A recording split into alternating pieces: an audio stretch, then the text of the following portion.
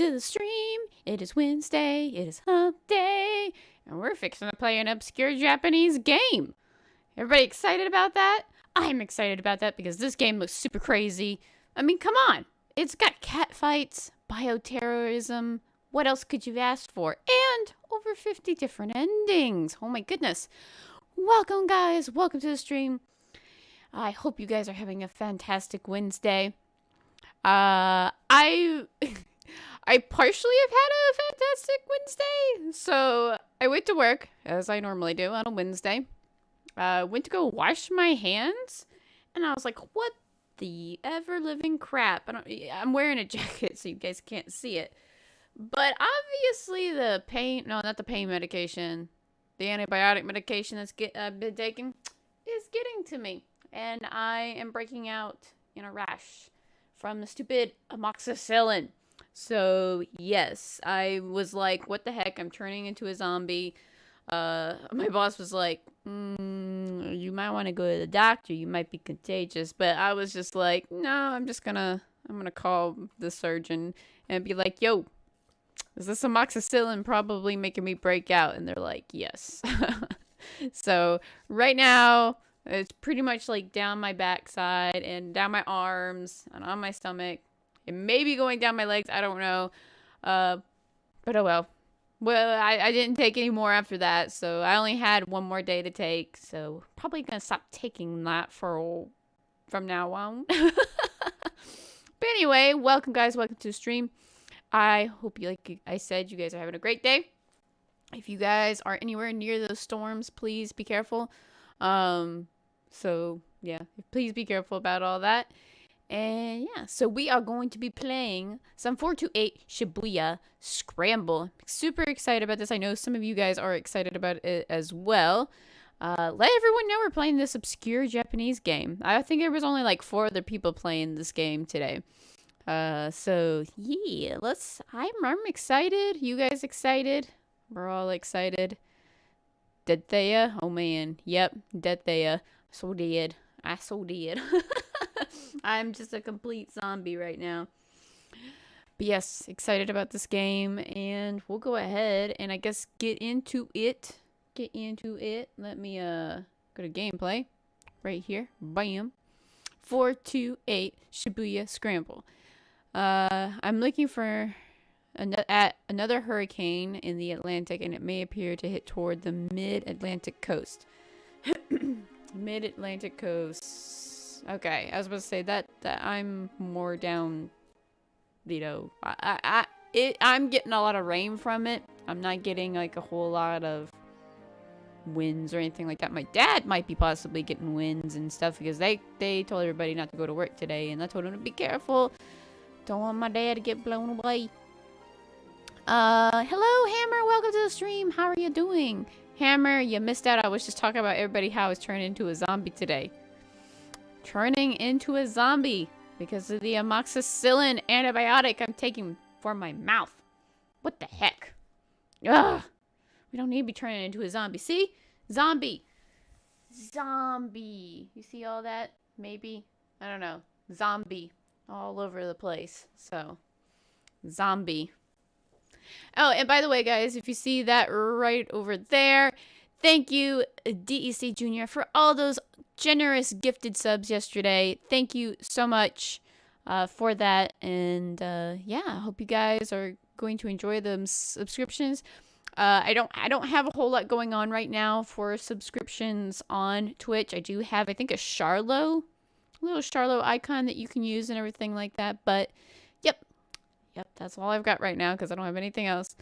I can make rooms for specifically just subscribers and stuff like that, but I don't have, pretty much anybody that's in the chat I'm going to be able to see. So Clark, welcome to the stream. How are you doing? Welcome to the stream. So yeah, who is ready to get into this game? I guess I gotta go back to it.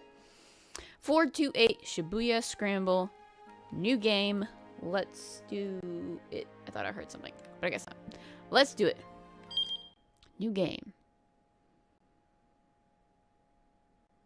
Oh, select a bookmark. I guess the first one. Oh no, not good. Hopefully it won't be as bad as my reaction to the invite they gave me. Well, I'm not taking it anymore, so. Do you want the guide to gameplay to be displayed? Recommend yes, because I don't know exactly how to play this game. Can you guys hear the sound on the game, by the way? Oh, wow. Doesn't tell you how many bad ends, but there are bad ends and there are good ends. This story is a work of fiction. Names, characters, places, and incidents either are products of author's imagination or are used fictitiously. Any resemblance to actual person living or dead is entirely something. I love Spike Chunsoft. Love their games. So good. But then again, I like a lot of games. Ooh. Oh shit. So many scenarios.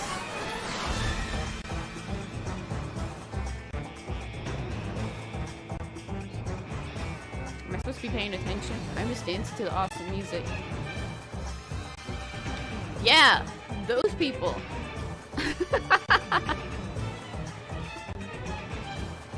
Hey Alex, welcome to the stream. How are you doing?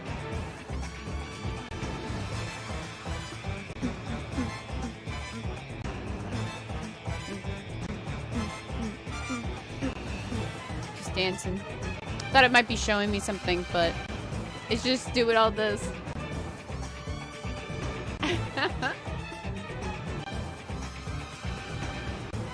What if that's all live?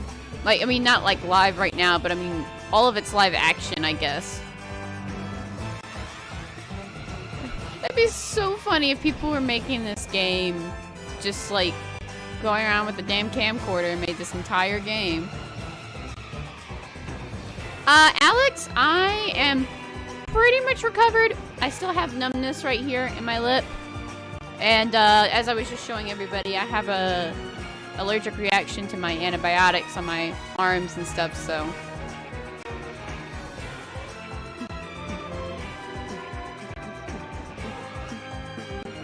This is my white person dance.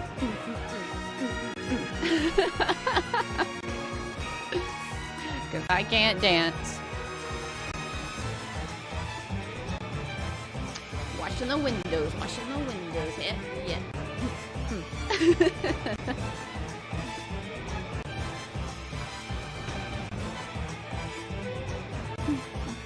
Oh, what is this? This is a blimp? It is a blimp. Alright, here we go.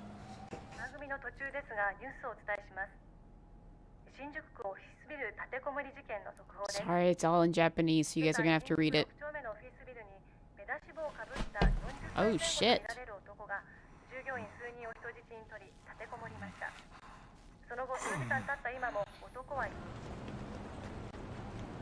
It's like watching a...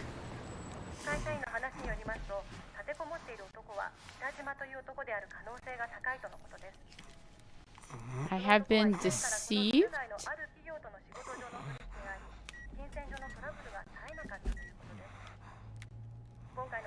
Alpha. Uh-oh. A lady?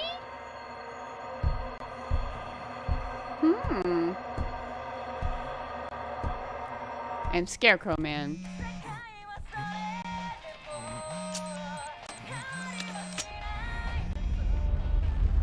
So I wonder if we're gonna go back to the beginning. Like, how did this... Oh. Nope. There was an explosion. Shit. Well, end of the game. We lost. Alright, that's one ending. Just exploded.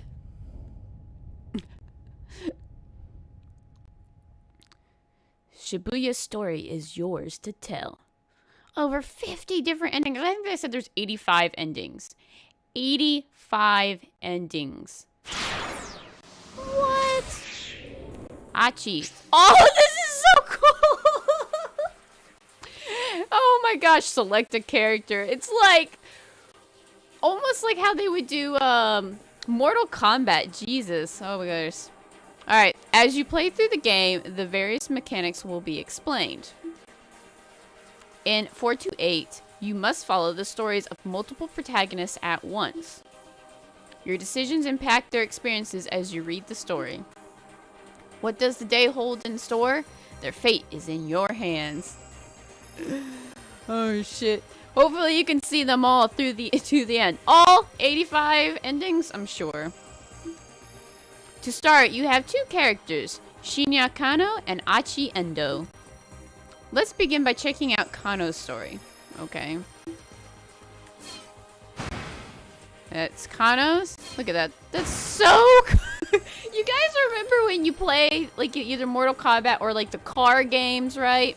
And like they look like actual cars or, you know, people and stuff. This is what this is. Check. Okay, that's too cool. That's too cool. Oh my goodness. Okay. Okay. So anyway, we're gonna hit okay. Game is over, right? Oh shit. Just 2 more minutes to go. Nice watch. Shinya Kano noted the time again on his watch, scowling at the slow creep of the second hand. The time was 9:58 a.m. Furrows of consternation creased his forehead. He wasn't nervous, but he knew better than to expect everything to go smoothly. Keeping a level head was proving rather difficult. There was no room for failure. Lives were on the line here. I don't know why that comma's there. Lives were on the line here. Well, I just figured just everywhere lives should be on the line, I guess.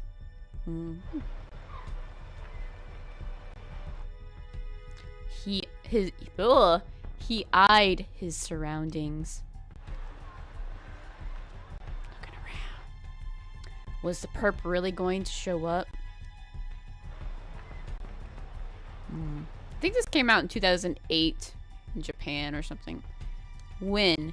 Where would he be coming from? How would he make his approach? Oh, that's some K-pop back there. The Shibuya Scramble was packed as ever. A throng of people crossing this way and that, blissfully unaware of the dozens of detectives hidden in its mist.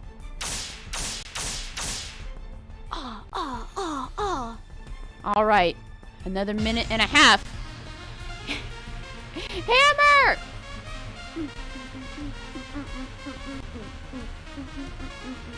I gotta come up with a better dance. Hammer, thank you so much for that subscription. Guys, hashtag it up. You have subscribed 6 months in a row? Holy crap. I need to clear off my board and start putting some more up there. Just like pile. If you guys have more subscriptions on top of each other, just keep piling over on the whatever, the aliens over there. I had to think what they were called. So, and I still only have thumbs for this month. I'll try to think of something this weekend, definitely, to do differently for donations and everything like that. But thank you, Hammer, so much, guys. Hashtag it up. Hashtag it up. All right, back into the story. And the first words are all right. All right, another minute and a half. Looking at his watch. Kano glanced down at his watch yet again. A mere 30 seconds had passed. Detective Kano had been with the enforcement arm of Shibuya's criminal affairs section for a year now, but he'd never been part of an operation this big before. Okay, I'm having a hard time kind of reading some of this text over this. They should have probably put a little bit more, you know, drop shadow or something underneath it. But anyway. You mean I have more than one dance move? I tend to try to have more dance moves, I guess. Or I need to make up something that way, specifically, anytime someone subscribes, I'll do that dance move. But I just keep making it up as I go. Yeah. Oh, there's a girl. He eyed the young woman standing beside the statue up ahead. She was small enough to get lost in the crowd, and she carried a nondescript attache? Is that how you say that? Case.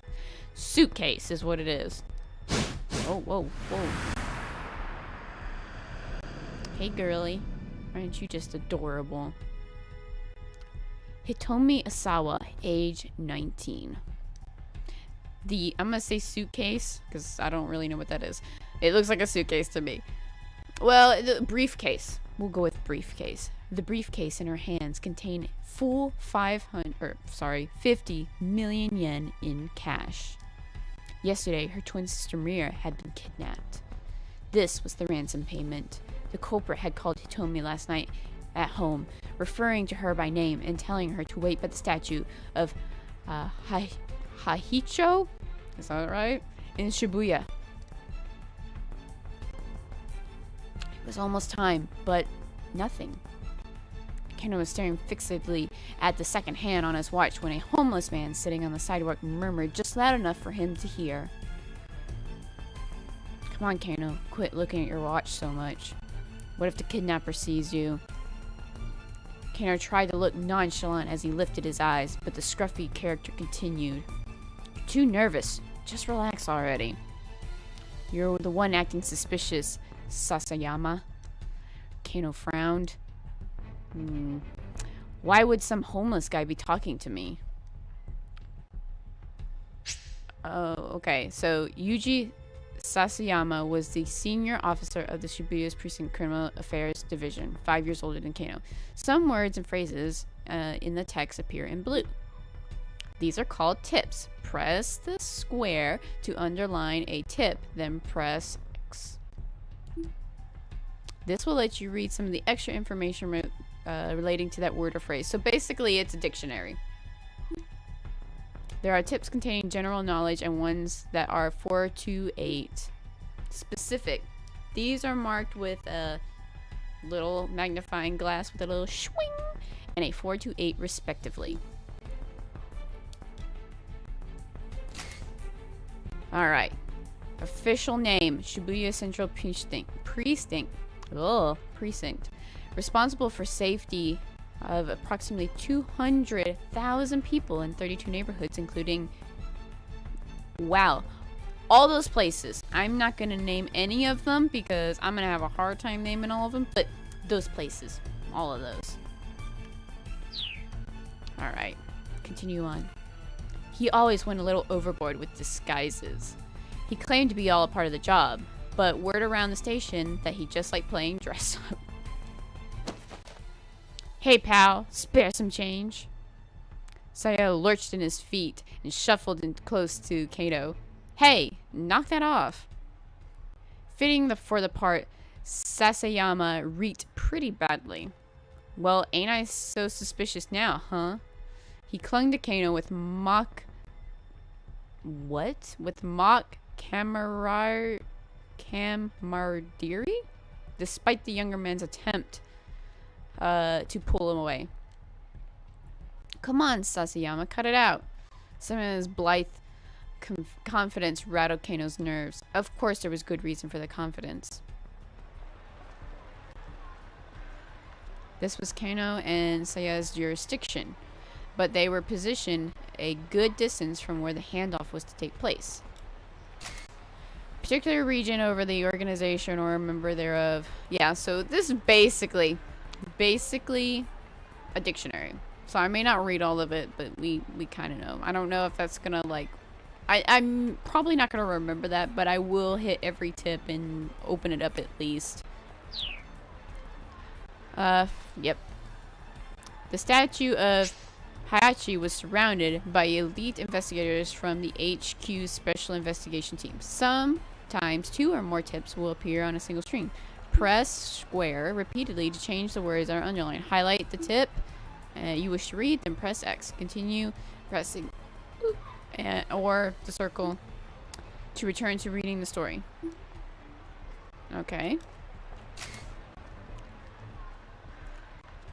Do you guys know that statue, by the way? The dog statue? Looking out of place, him standing next to that looks out of place, right? But yeah, this is the statue. I know about this statue. It's the dog, I think, that waited. Yeah, the dog that always waited for the master. There was this guy who had a dog, and he always waited for his master, I guess, to return home from work. And it was just a loyal dog, and they decided they were gonna put a statue out there for it. I don't remember if the guy died and the dog still kept doing it year after year and after year. But yeah. Yeah, so I can't remember if the guy died and he just kept going back regardless, and then, like, eventually going back and stuff like that. But, hello, Waffle Lord, welcome to the stream. Yes, there is a movie. I don't think I've ever seen it, though. I don't think I have. Anyway. HQ refers to Metropolitan Police Department, the Tokyo Police section responsible for managing 101 precincts with the city. Japan's largest police organization. Yep, sounds good. Kano and his partner were just there to provide backup as the kidnapper attempted to flee. Look, just try to relax. We'll be fine. Sasayama gave him a wink. A moment later, the radio squawked in Kano's ear. Alright, everybody, it's time. Keep your eyes open. The voice coming through. I feel like partially this is made with, like I said, pictures and camcorder, like, recordings from, like, a handheld camcorder, and this is, like, some stock photo or something. I don't know. The voice coming through the earpiece was Koji Kuzo, HQ's operation director. Until last year, he'd been Shibuya Precinct's head detective and Kano's supervisor. We don't know when the perp is going to make contact. Don't let your guard down. Kuzo's low, gravelly voice echoed in Kano's ear. I don't know if I could do voices right now. I feel like that's going to be so much for me to do with my mouth the way it is right now. I like how the guy that's playing a homeless guy is just like sitting right there like, oh, hello. You don't sound too worried, Kuze. Kano winced at Samaya's words. How could the man be so nonchalant, right? The appointed time had come and gone. Something should be happening. Whap! Kano smacked himself in the thigh to release a little tension. The sound was louder than he intended. Though the suit did hide his muscular physique, it did little to dampen the noise. He needed to stay focused. He might have called attention at any moment. The department handled abduction cases according to the certain standard investigating procedure. Was it an attempt to extort money, or was it a motive, something personal? The answer to the question determined how they would deal with the criminal. And based on the investigation team's initial findings from this time around, they probably weren't dealing with a professional kidnapper. Still, in all likelihood, it was someone with quite a long rap sheet. Probably someone who knew the family, but so far that they had leads on who might bear such a grudge. With the situation unclear, the plan was to apprehend whoever came to make a handoff on site. If the culprit ran off with the money, there would be no guarantee of the hostage's well-being. Oh, is it saving? Okay, so it's saving. You guys know what that means. It's saving. Something's coming up. First ending. Bad. Still nothing. Sayama muttered. There he is! He's here! Oh, shit. I might have to keep my hand on the thing in case something happens. Kuze broke in, his voice spiking into an excited chirp. The subject is a young male in his 20s, wearing a bandana and an orange hoodie. Kuze, normally calm and stoic, was now squawking like an excited child. That only happened when he got particularly worked up. Kano and Sasayama steeled themselves. I can see the subject now. Looks like he's just handing a flyer. A 20-something male nonchalantly approached Hitomi to talk to her. Alright, people. Be ready to grab this guy. Kuze is stationed in the mobile command center not far from the intersection. Keeping tabs on the situation via video surveillance from the camera team.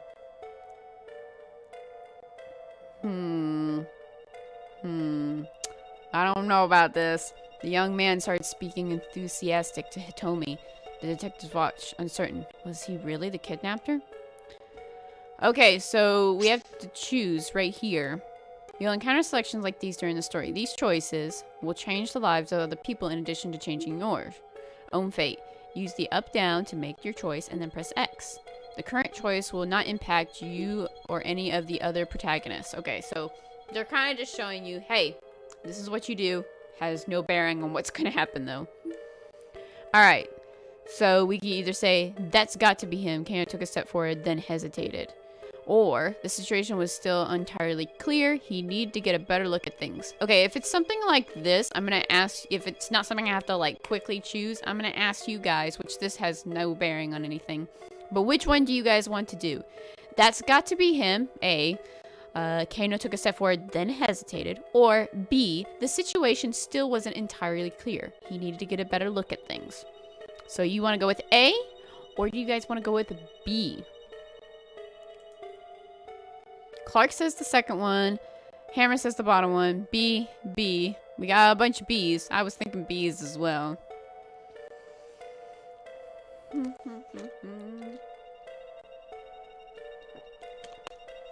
We want to go with B? Sounds good? Alright, let's go with B then. The situation still wasn't entirely clear. He needed to get a better look at things. And this is exactly what I picked. The newcomer held a bundle of letter-sized paper which he showed to Hitomi as he went on talking. Tried to hand her one of the papers, but she pointedly ignored him. Undeterred, the man kept trying to foist it off on her. Hitomi refused to respond, becoming as motionless as the statue of God, I'm saying it wrong. Hachiko behind her. Until finally the man gave up and walked away.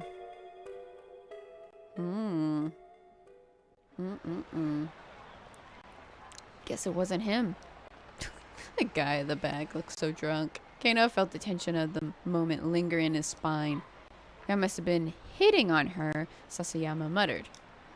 Is it really going to be telling me what hitting on her means?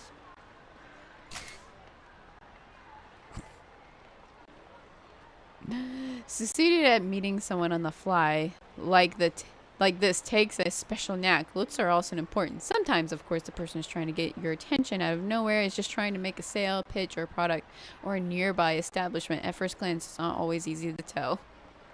Really? Really? Them Tokyo guys. Takes notes. So hitting on her, that's what it is. Succeeding at meeting someone on the fly. Alright, okay. I mean, she is pretty cute and all. He had a point. Though, of course, something in Saya's voice made Kano brace himself. She's got nothing on Mi-chan. Oh, music changed!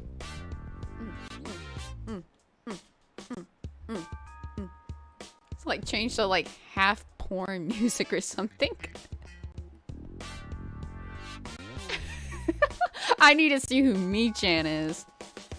Mi-chan was Sasayama's wife. They got married just last month.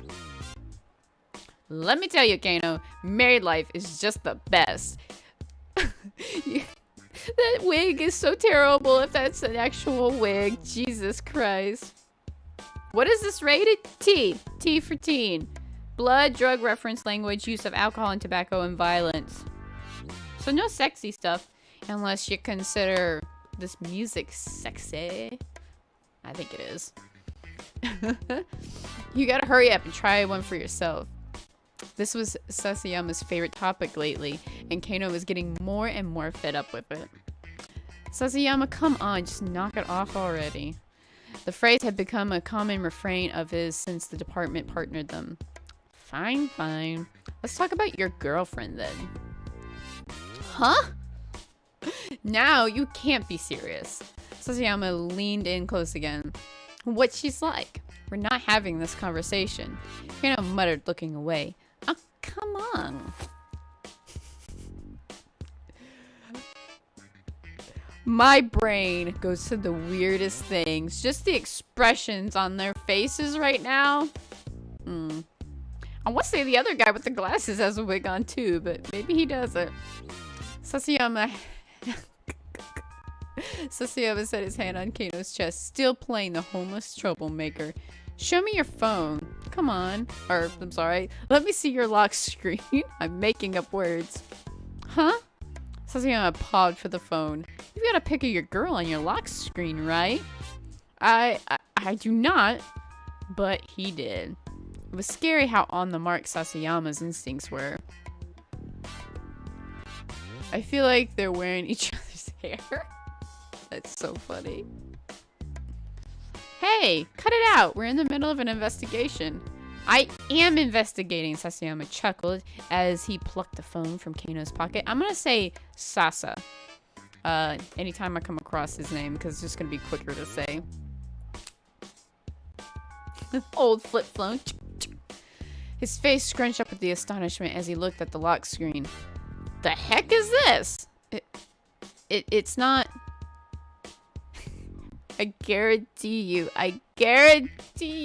It's probably like an anime character or something.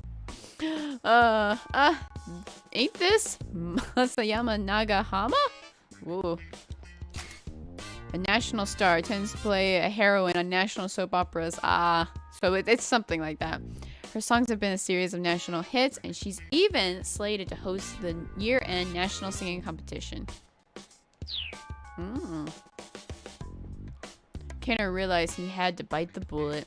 No, that's my girlfriend. Her name's Rumi, and she's... Sasa cut him off. You're telling me this ain't Masami Nagahama, the famous actress? Because this right here is Masasami Nagahama. Like I said, you sly old dog. Trying to make it like you're dating Masasami. Okay, stop saying her name. Her name is so long. I'm not. I mean, I guess Rumi does kind of look like her. Sasa let out a huff. For real? You really think I'm gonna fall for that? There's nothing to fall for, I swear. This had such an intense situation going on where we're undercover trying to find this guy who's trying to take money for whatever reason, and now it's like, hey, look at this hot chick on your phone. I mean, it's just like completely just went, 360 right there. All right, then why don't you marry her? Kano stammered, but he had no answer. Truth was, he would have happily married her already, but there were obstacles that needed to overcome. Okay, playtime's over. Let's focus on the job.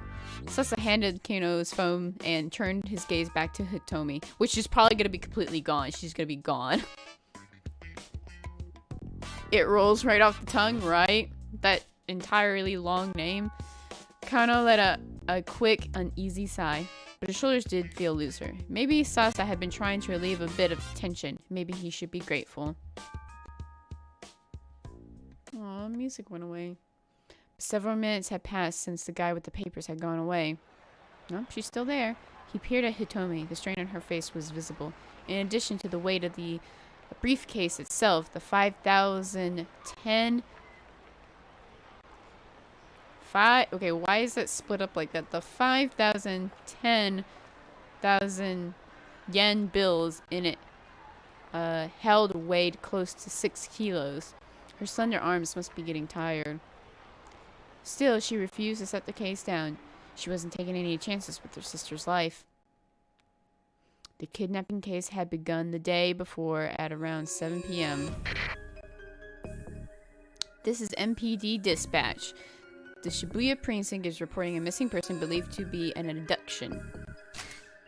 In Japanese law, the act of indirectly luring or deceiving someone into the control of a third party is known as a kidnapping. Using forcible threats or violence to achieve the same result is known as abduction. We're learning stuff about crime and other stuff. Shibuya stuff. Japanese law. That's what we're learning today. Subject is Maria Asawa, 19-year-old student at Midoriyama Academy, last seen at LL Diner near campus. A man was allegedly seen forcing her into a car. All officers in the vicinity report to the scene at once. Kano and Sasa had been working a burglary case in the Jing-Umei's 5th district when they got the call. It doesn't look like a diner. It looks like a shower place. The two arrived at the LL Diner at 7:15 p.m. At roughly the same time, several other officers showed up to secure the area, blocking off entry to nearby roadways and monitoring the surrounding establishments. Wow, that guy cleans up nice. Sasayama, oh my goodness. You look so much better when you don't look like a hobo. Inside the restaurant, Kano and Sasa were met by a girl who reported the kidnapping. It was the victim's twin sister, Hitomi. Could you tell us about Maria, when Maria was taken, starting from the very beginning?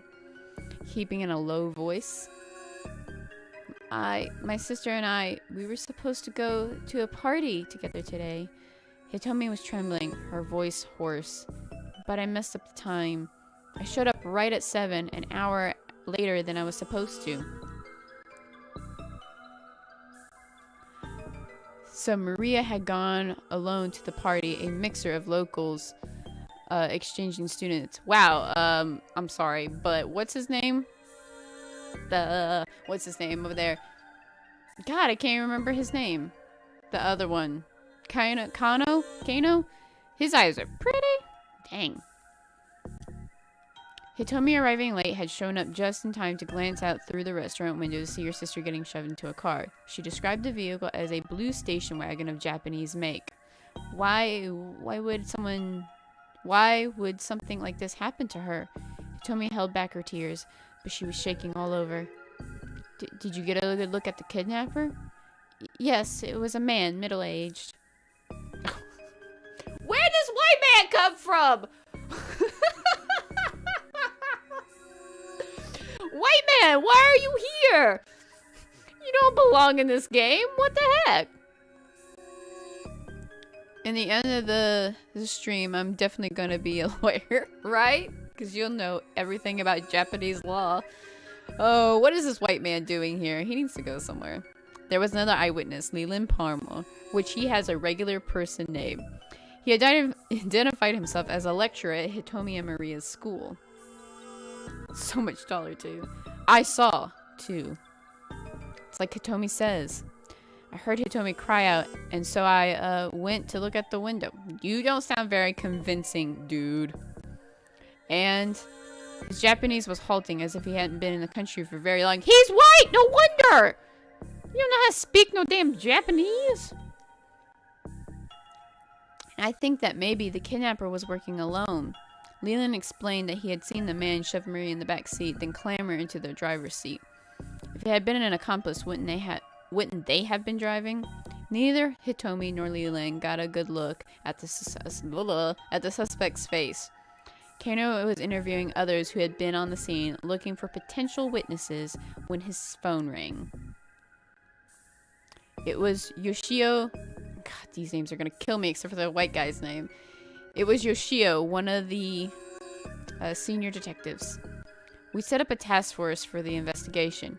Get back to the station once you have handled on the situation there. Funny how no one stopped the kidnapper, right? No one ran out there and was like, hey, yo, what's up? White man out of nowhere. I know, right? Doing white man things, right? Exactly. Barely half an hour passed between the time the kidnapping was reported and the time the task force began operation. Roughly 150 people are working on the case in Shibuya Precinct conference, the main force at work in HQ's first special investigation unit. Additionally, other detective sections, a riot squad, and investigators from neighboring precincts have been assembled. When Kano and Sasayama, I said I was just gonna say Sasa, got back to the precinct, Kuze had already arrived from HQ. He informed them that a response team had been formed to investigate the victim's home. In a case where someone has been abducted for ransom, it is often difficult to resolve the situation without cooperating with the victim's family, but the family can also be a hindrance in making an arrest. To help guide the family's actions, a response team is assembled and stationed at the victim's home, led by an investigator with proper training.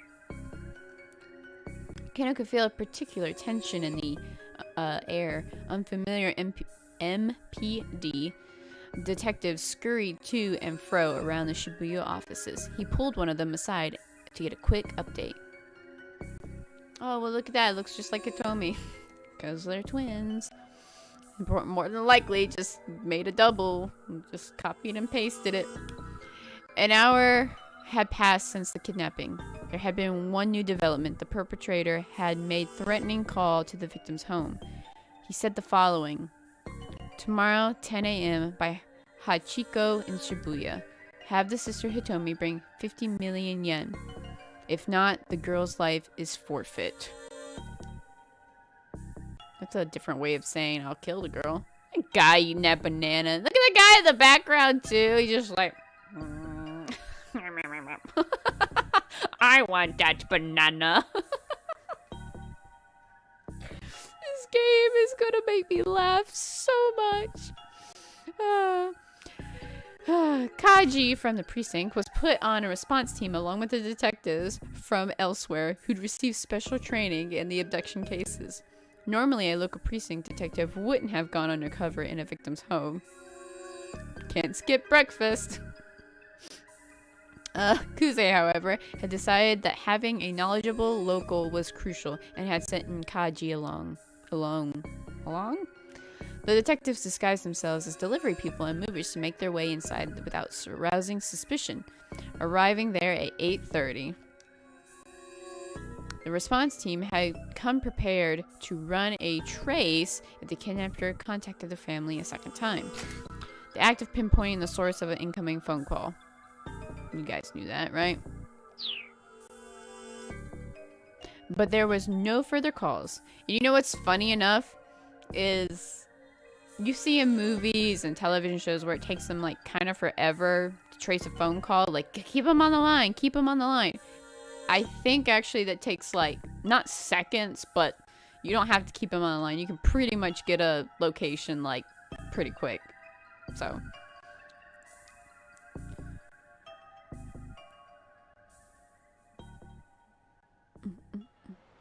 Alright, we're back here. Can I check this watch again? 20 minutes had passed now since the time designated for the ransom handoff. The kidnapper had yet to appear. Crap, you think we might have spooked him? He wondered aloud. Hey, stay calm. Sasa scanned the passing throng. He's just playing with us. Why'd this guy even pick this place? Kana voiced the question he'd been asking himself ever since he heard the kidnapper's demands. Sasa shrugged. Figure you might want to blend in with the crowd, nab the money, disappear before anyone knows he's there. That would be my guess. In that case, why not pick Shinjuku or Ginza? The big crowd didn't just benefit the kidnapper after all. It also allowed the police to use the sea of people to conceal their own operation. Right now, there were 50 detectives stationed within a 50-meter radius of where Hitomi stood. The kidnapper would be taking major risks if his plan was to nab the ransom money and run. That's what bothered Kano. Any criminal with half a brain would know better than to do a handoff in front of Hachiko. Hachiko. You're overthinking things, pal, Sasa grumbled. No, I'm not. Kano reached into his pocket and pulled out his notepad. Nice.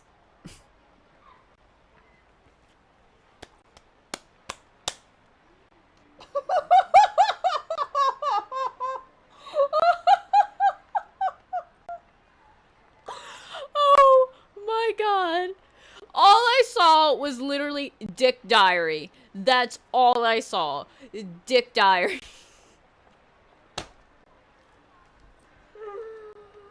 I'm gonna die. This game.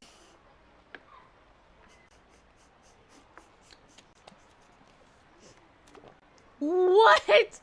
What? Dick diary? That's all I saw, because it's on the darkest part of the screen, which is the actual diary part, and it's in quotation, so it's gonna be the first thing you see. Oh my gosh. Dick diary. This was Kano's dick diary, which he always kept close at hand. I want to underline dick diary. I want to know what that is. I want to know what that is. If it's exactly what I think it is, it's just a diary of dicks. That's all it is. Sasayama rolled his eyes. That thing again. Keeping it close at hand. Close in his pants.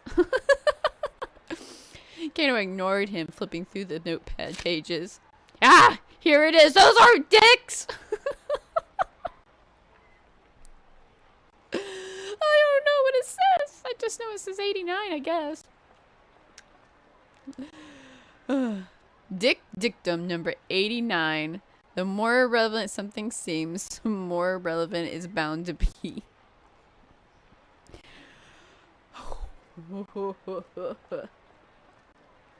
Oh my gosh, I gotta go back and clip that. Oh my gosh. Yeah, don't Google that. Don't Google that. It was a favorite saying of Kuzo Tatino, an assistant inspector from Shibuya's Precinct. Tatino was the kind of detective Kano aspired to be. For the current operation, he'd been placed in charge of Hitomi's personal safety. He was in position to defend her as soon as the ransom had been handed off. Of course, Hitomi hadn't been informed of how much protection she was under. There was a risk that if she acted too secure, she might alert the kidnapper. I think Tateno has the right idea. Sussex snorted quietly. Maybe. I mean, he's a great detective. Don't get me wrong. But you know how many irrelevant things there are to consider? Again, Kano ignored him. It didn't matter if nobody else understood. Kano had faith in Tateno and both a detective and as an individual. He was first witness, I'm gonna say Tat's brilliance during a standoff at a financial company 3 years earlier. The man had shut himself in the office, splashing gasoline everywhere and threatening to set the place ablaze. While the others hesitated, Tat unflinchingly doused himself with gasoline and strode into the building, where he had managed to talk the man down and secure the scene. The others had been awestruck by Tat's actions, and Kano, who at the time had been content to be a run-of-the-mill policeman, had found it quite inspiring.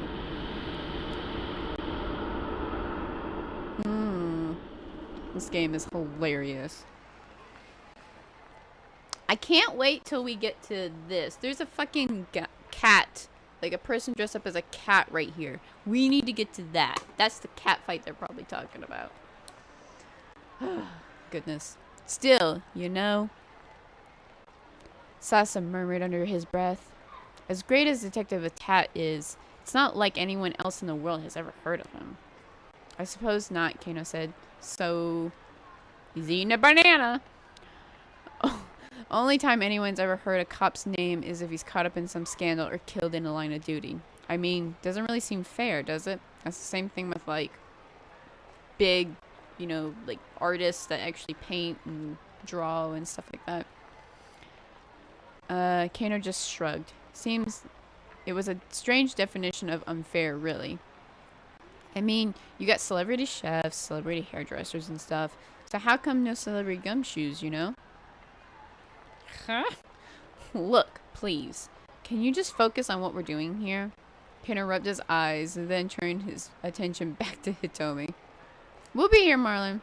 I hope you're not going to miss out on anything real crazy. What's the matter? Didn't sleep? Not enough, I guess. You would have had to take off your glasses to rub your eyes. Unless you rubbed it in between the glasses. Did you eat? Didn't have time. Between bringing in supplies for the base of operation, readying the team's vehicles. Base of operations usually set up in a large room. Yes, we understand what a base of operations are. Photocopying hundreds of documents and various other tasks, Kano had barely slept the previous night and hadn't gotten a meal in either. What have you been doing? Sasa puffed out his chest. Saving up my energy for today. So you were sleeping. Kano gave a wry chuckle at his partner's lack of shame. Oh shit! Marlon, you gotta come back! Oh my gosh, maybe this is the actual guy. Oh no, it might be the actual guy. We gotta get ready for this. We're ready. Alright. There he is! Kuze's voice chirped suddenly through Kano's earpiece. A man in his 20s wearing a sleeveless red jacket. He's carrying a garbage bag. Hey, that's that other guy that we could have picked. A young man had emerged from the crowd about 15 feet from Hitomi was standing. He strode toward her, a sinister look on his face. That doesn't look sinister. It looks like he's bored out of his mind. Didn't match Hitomi's description, but Kano felt a jolt of nerves all the same. Maybe the kidnapper had hired some young street punk to snatch the ransom payment. Is that our guy? What do you think, Kano? Sasa whispered. Yeah, I think he's gotta be. This was it. Kano swallowed the lump in his throat.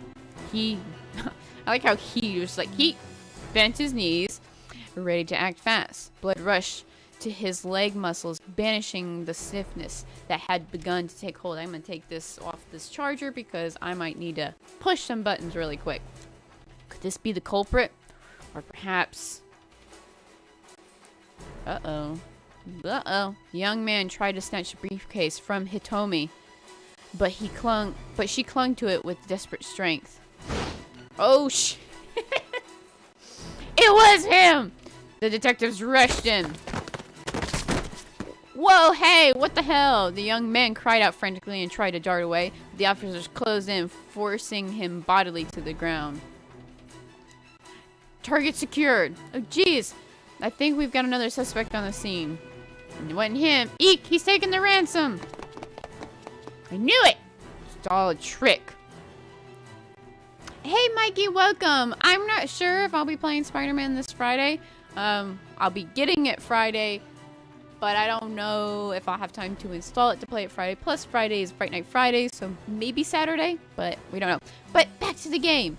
Kuze's hysterics made Kano spin around. Sure enough, a foreign-looking man was sprinting away, briefcase in hand. The mob of detectives scrambled to pursue. Before Kano could react, most of them had run off, leaving him to look after the original suspect. I have to sneeze. I feel a sneeze coming on. Hey, how's it going? That's what he looks like he's doing, but I know he's got an earpiece in. But he's just like, hey, how's it going, dude? Yeah, I'm good looking.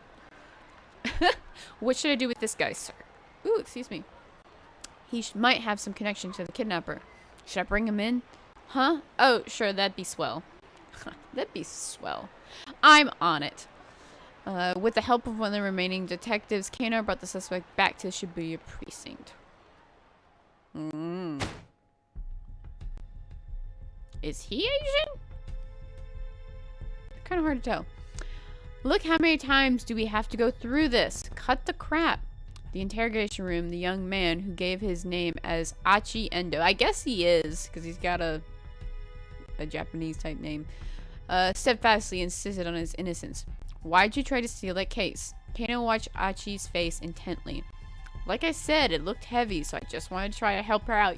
You just go to a random stranger and be like, that looks heavy, let me take your fucking suitcase.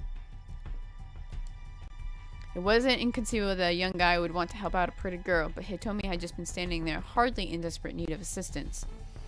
She hadn't set the case down, so I figured there must be something important inside. An entry from Kano's dick diary shot through his mind. Dick diary! Anytime that word comes up, everybody hashtag dick diary. I want you guys to hashtag it up, dick diary. I hope it comes up a lot of times in this game. Guys, hashtag it up, dick diary! Dick dictum number 12. Or, I'm sorry, 25. Wow, that was completely wrong. When the tongue slips, grab it and yank out the truth. That sounds a little sexual, but okay, let's go with it. Classic advice for the questioning. Something important you say, such as, how the heck would I know? Achi spat. When in doubt, consult the dick diary, right? Dick diary! I want a book and just write dick diary on it. And I want people to guess. Like, what the heck is that? You don't need to know. It's my dick diary. Leave me alone.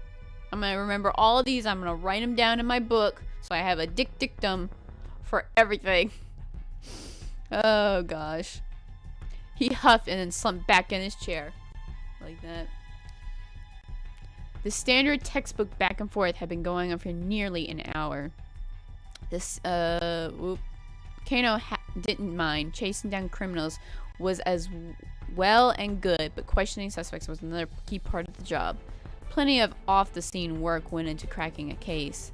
Once again, he had Achi explain what he'd been doing, starting from the beginning. When Kano finally emerged from the interrogation room from a short break, he learned that there had been some progress on the case of the crime scene. What the police hadn't been able to determine yet was whether or not Maria was safe. Fighting back his anxiety, Kano consulted his dick diary. Dick diary! You guys gotta do it again! Dick diary! Dick dictum number 54. Haste makes waste. He felt his tension subside. Remembering the right maxim always helped. It was like casting a magic spell. No, I'm allowing it. Allow it. Why would one be allowed and one not else be allowed? Dick diary. It's allowed. I'm saying it's allowed, Nightbot. Thank you. Kano returned to confront Achi once more. You were there to act as a distraction, to mess up the investigation, weren't you? Huh? Achi looked dumbfounded. What are you on about? Dick dictum. Dick diary! Number 55. The truth hungers to be free. You hungry? Got some katsudon, if you like. I'm hoping that was like dick. Japanese dish consisting of a bowl of white rice topped with breaded pork cutlet and egg. There are several variations such as sauce katsudon and all those other ones. Not typically the sort of thing a policeman offers a suspect during interrogation. This could have been seen as baiting with food, as is to be avoided. Achi nodded silently. Achi devoured the bowl of katsudon with gusto. He looked like he hadn't eaten in a while. Alright then, spill it. What's the guy after? Achi shrugged. I don't know, he murmured, a thick slice of egg-laden pork between his teeth. New shirt idea? Dick diary! Oh man, goodness. I so want one that says hashtag dick diary. How many compasses do you have? Kano asked, but Achi just shook his head as he inhaled his food. Resigningly, Kano flipped through his notebook once more. Dick diary! Let's see. Number 115. There's a lot of stuff in this dick diary. Use the lights to your advantage. As minutes ticked past, he found himself referring to his book again and again, trying different methods to tease out whatever his suspect might be hiding. Hey, Koodle! Welcome, Koodle! Okay, so the dick diary, not to scare you away, this guy in this game, Kano, has a book he calls his dick diary. And I just thought it was the funniest thing because it's in quotations, dick diary, and it has dick dictums in it. So anytime it comes up where he looks in his dick diary, we're like, dick diary! Hashtag dick diary. That's what's going on right now. We're trying to figure out what happened to the guy that stole the briefcase full of money and why this guy is helping out. But welcome, Kudo. Welcome. Oh my goodness. This is so great. Yes, a very interesting diary. The experience had began to feel strangely surreal. Their two voices echoing hollowly in the interrogation room. Eventually, Kano looked at the clock and realized that the question had been going on for nearly 5 hours. He still hadn't made any headway. Well, he found out that the guy was helping him, so... what was he supposed to do next? Tat would know, but he sure didn't. Still, he was determined to do whatever he could to keep the victim and her family safe. Gritting his teeth in frustration, he pursued the Dick Diary like it was a scripture. Number 116. The monotonous questioning was clearly tiring Achi out. His eyelids drooped like they were beginning to get heavy. Number 117. Get them when they're tired. Kano's eyes gleamed like an anime. Swing! This game is amazing. I just love the fact that I'm yelling out Dick Diary like every few pages now. Dear Dick Diary. D. You're part of some criminal gang, huh? Oh, well, he's dead now. Aji's head slumped forward heavily. Nodding off was basically the same as nodding yes, right? You can't do that. You can't do that. That's not a yes answer. Oh my gosh. Okay, this is crazy.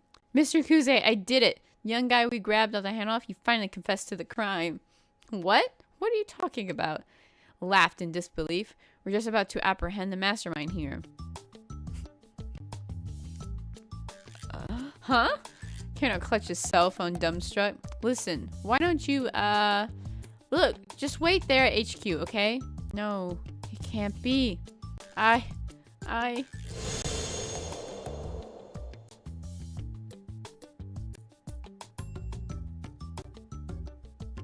After the kidnapping was wrapped up, Kano tendered to his resignation. Guess I'm not cut out to be a detective after all, he thought to himself. He dropped the Dick Diary on his desk as he left Shibuya Precinct for the last time. Dick Diary! Is this the end of the game? The end of this one.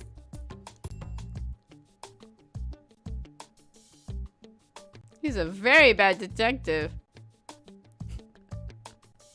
Was that supposed to happen? Yeah, number 1. So long, Shibuya.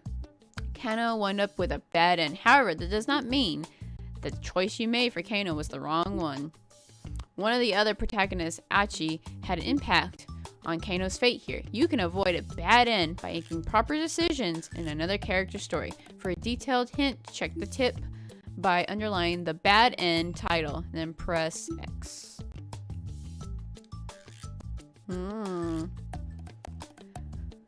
I know, right? The Dick Diary didn't help him at all. Didn't do dick's shit.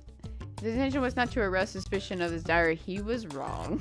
Do not drop your Dick Diary. You need to take care of that Dick Diary.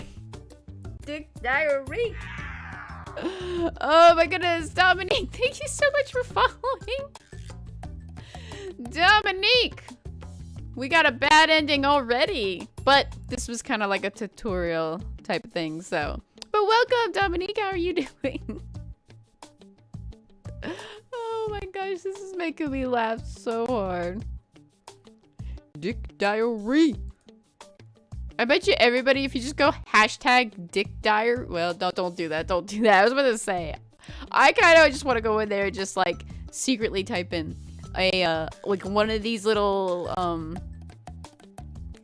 can't even think of what it's called. One of these little antidotes or whatever. One of these dictums, and then do hashtag Dick Diary. So yeah, I want to do that on my Twitter now. All right, select hint. Hint, Kano had every reason to suspect Achi Ito, but arresting him turned out to be a mistake. If Achi hadn't approached Hitomi, this would have never happened. Try playing Achi's story up to 10:30 and make a choice that keeps him from going up to her. If you do that, Kano won't even have a chance to arrest him and things should play out differently. Alright. Gotcha. Alright, so now we're gonna play the other guy's story. But we won't walk up to her, because it'll end up being the same damn thing.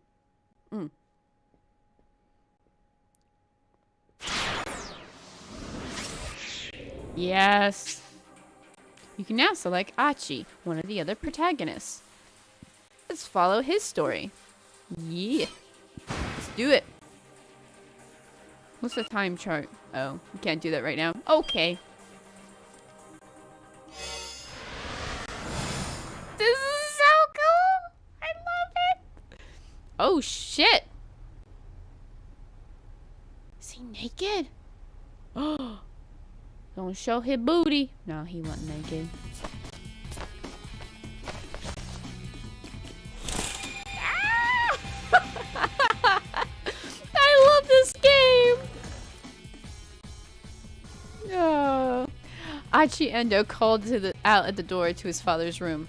Okay, I'm heading out. Sure. His father sounded unconcerned. He didn't even open the door. Sure you don't want me to stay here in the shop? It's not like we're gonna get any customers. Ashi grimaced. Yeah, I guess not. This is so great.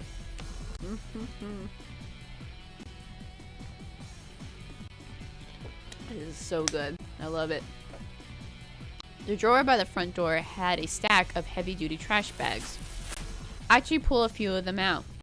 Guess it's gonna be that kind of day. He stuffed the trash bags into his pocket, then slipped on his favorite pair of sneakers. That camo pants. The entryway to Achi's home also led into the family shop. I'm afraid we're not gonna have any more Dick Diary, just because, unless he shows up again, we've already done his part of the story. So, various pieces of electronics were piled up like so much junk in the tiny retail space. The slightest bump brought the risk of an avalanche. Achi wove his way through the gaps in the appliances like spelunker exploring a cave. From Shibuya Station, if you make your way past the 109 building, then up through Daginzaka, you'll come across an old shopping district, nestled in the outskirts of Endo Electronics, in the same place it's been for decades. Within its dimly lit interior, you'll find rows of wares all caked in dust. At a glance, you might as well assume the place was closed.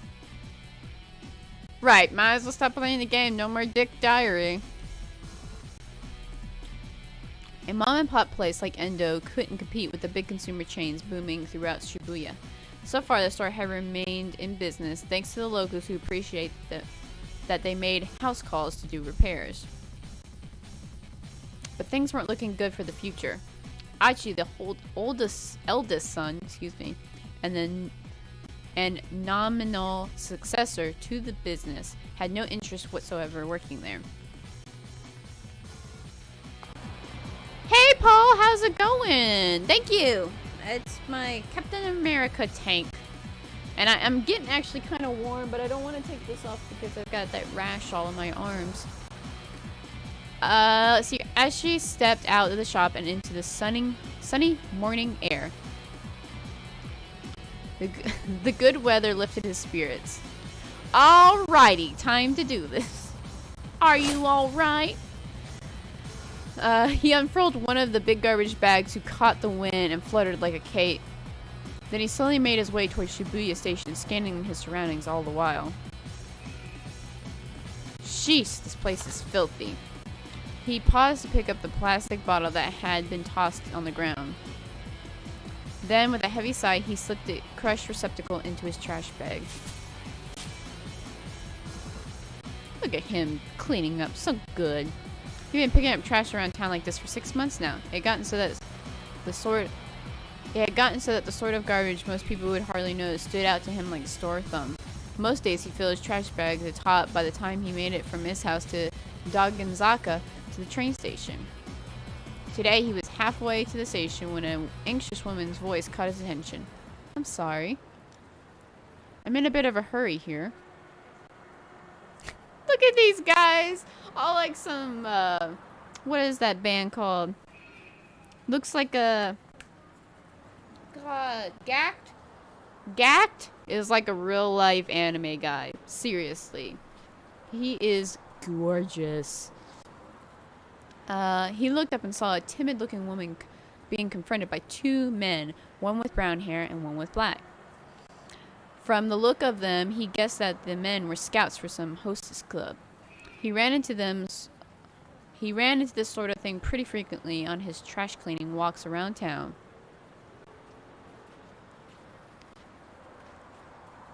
Just kidding, wanting to eat some Panda Express. Nice. I wish I had some food like that. I had hot dogs today. They were actually pretty good.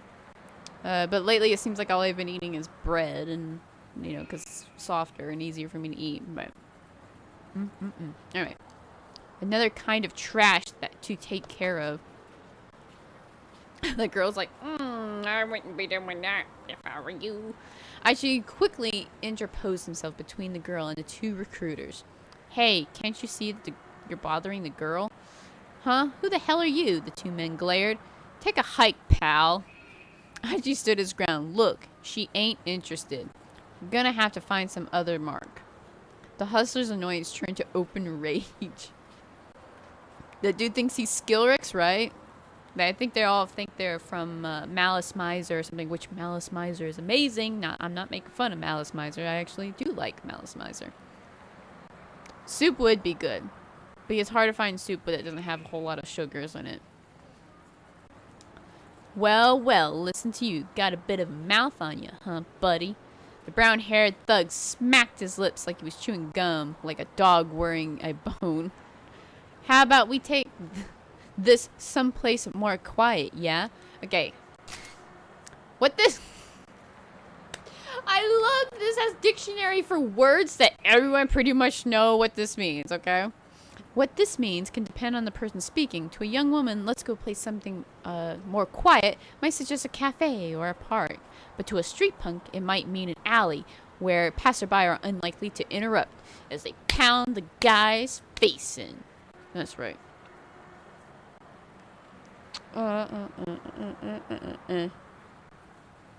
What is BV? Oh, is that Battlefield 5? Is that what it is? I don't keep up with betas and stuff. Got something in my eye. Alright. The girl stood by uneasily, watching the going on. Hey, take it easy. I'm not here for trouble. Is that supposed to be an apology? On your knees and beg, pal. The man spat his gum onto the ground. Ew. Like it's just like picture of gum on the ground. Aichi looked down at the glistening wad of gum on the sidewalk. His last shred of goodwill vanished. You better pick that up. Right now. What? Didn't you hear me? Because I told you to get down on your knees and back. Aichi's hand shot out, grabbing the man by the jaw. Oh, shit. Whoa, easy, pal. The other man's bravado drained from his face. Sound like he just quickly broke that guy's face in half. Aichi tightened his grip on the brown-haired hustler's jaw. Sweat dripped from the man's reddening brow. The man struggled, but Aichi's grip just tightened his grip. Gum's a real pain in the ass to clean up after it's stuck to the street, you know. Ever stop to consider that? Wait, are you? The other hustler's panicked eyes had fixed on Aichi's chest. Gah! Oh crap! That shirt, man! The guy's voice was starting to break. Man, I need a shirt like that if that's gonna keep people from bothering me. That's mean clean! A guy with a mean clean shirt. Carrying a trash bag? That means you're... His face went pale. Good. Mean clean? The other man echoed the words to his held shut jaw, tears welling up in his eyes. Get it right, pal. As she clenched the man's jaw harder still. It's mean clean. Ow, ow, ow, ow, ow, ow. Wow, we're sorry, man. You're Aichi, right? Dude, we honestly had no idea. Come on, man. You gotta cut us some slack. The man scrambled to snatch the wad of gum off the street, stuffing it into his pants pocket. Don't put it in your pants! Throw it away! Ask him to put it in that garbage bag he has. Finally, Achi let go of his companion. His brown-haired hustler's face was twisted up with fear, tears streaming down his cheeks. He ain't so hardcore now. Gasping out hasty apologies, the two thugs scampered off. Hey, so... A shy smile came to the girl's face. If I don't know what a fucking girl is playing this game, I don't even know. Oh, it's telling you specifically who this girl is, which might actually come into play later. Ryoko Kakinuma, a second-year student at Midoriyama Academy's law school. These hustlers managed to corner her while she was on her way to her part-time job at the cafe. It's a popular plot in trashy e-novels for the main character to fall in love with a hustler like these guys, but such things rarely happen in real life. Thank you for saving me. No, I apologize. Huh? The girl stared in surprise. You run into these creeps like that now and then, but don't hold it against us. Shibuya is a good town. Yeah, okay. Achi gave her a quick wave, then turned and continued on his way down to Dogenzaka. He's so cool with his bag of trash! This is like a fucking anime. Like a weird-ass fucking anime manga that you'd be like, what the hell is this? And then you start reading it and you're like, this is the best thing ever. I love this so far. Are you guys enjoying this? This craziness? I'm enjoying it. It's so great. Achi was Shibuya born and raised. He was keenly aware of all the changes the ward had seen since he was a kid. Grocery stalls, inconspicuous little side streets, tiny little parks nestled between buildings. Achi knew it all like the back of his hand. Trash, human or otherwise, had no place in this town. Not on his watch. My middle name is Weird Crazy, so yes, Paul approved. Achi made his way down to Shibuya Station. Throngs of people shuffled to and fro across the scramble. The view shifted constantly from one moment to the next, almost as if the city were alive. Yes, I give it 10 out of 10 Dick Diaries. I like that. I like that. And if the city was a living thing, then Shibuya Station was its heart. The streets like these long-ass names again.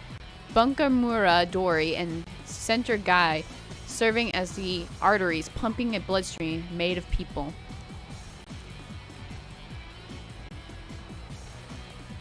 Honestly, saw a couple of jackets I would pick up. Yes. Today, as ever, the heart was pumping that blood to every nook and cranny of Shibuya. And there was Achi, just another part of this great urban organism. Guess I'm one of the city's white blood cells. Or wait, maybe I'm a red blood cell. Hold on. Is that right? Or did I have it right the first time? White blood cells eliminate pathogens. We're learning stuff. We learned about Japanese law, and now we're learning about biology and stuff. White blood cells eliminate pathogens from bloodstream. Red blood cells carry oxygen throughout the body. Achi was probably thinking of a white blood cells. This is so amazing. Emerging from his reverie, he noticed a rather conspicuous woman standing by the statue of Hachiko outside Shibuya Station. Probably. Save. Ooh, she's totally my type. To be up someone's alley. To be someone's cup of tea. So you guys can use that as, you're totally up my alley. You're totally my cup of tea. Take notes, people.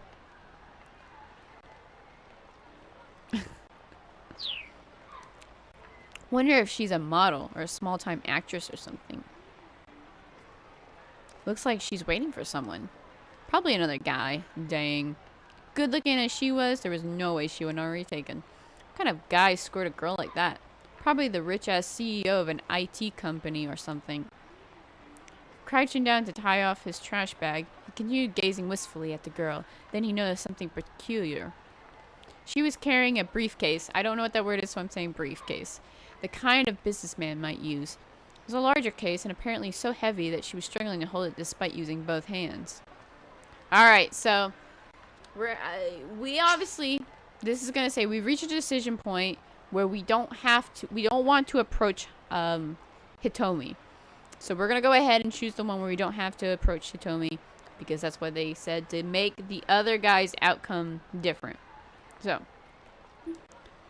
use the up and down arrow to select an option, then press X. Okay, so A is now that kind of person. Now, what kind of person makes a young lady lug around something like that's heavy? I figured he'd offer to carry it for her. Or B, which we're going to pick. But first, I gotta dump this trash. He looks around to see if there was a garbage bin nearby. So we're going with this one, because we don't want to walk up to her. First, I gotta dump this trash. He looked around to see if there was a nearby garbage bin. Now, Ouchie won't approach Hitomi, which means he'll avoid being arrested by Kano. At the same time, Kano's fate will also change. And he will no longer wind up at the bad end. So let's switch back to Kano's story using the time chart. Press the triangle to open it. Nice. Wow, this is going to be so much going back and forth. This is the time chart. It shows the protagonist's progression. Throughout the story, decision points are marked with little, like, left or right arrows. Kano's fate has changed based on Achi's action. Select Kano's 1030 block and then press X. Okay. So now, this is what would happen. Now we're gonna go here. Suspicious man. Guys, how many people do I got up in the stream? Chat for me. Let me know. I suppose you could call it that. Kano gave a wry chuckle and his partner's lack of shame. There he is! Kuze's voice chirped suddenly through Kano's earpiece. Oh. White man, get out of here! I think he is a white man, I don't know. The man in the black coat. He's not Japanese, yeah. Looks like to be in his early 30s. Previously, actually got mixed up with Kano and the police. But now, another man has appeared. Instead, by changing what Aki did, you've also changed Kano's story. A foreign man had emerged from the crowd about 15 feet from where Hitomi was standing. He made his way toward her, his expression blank.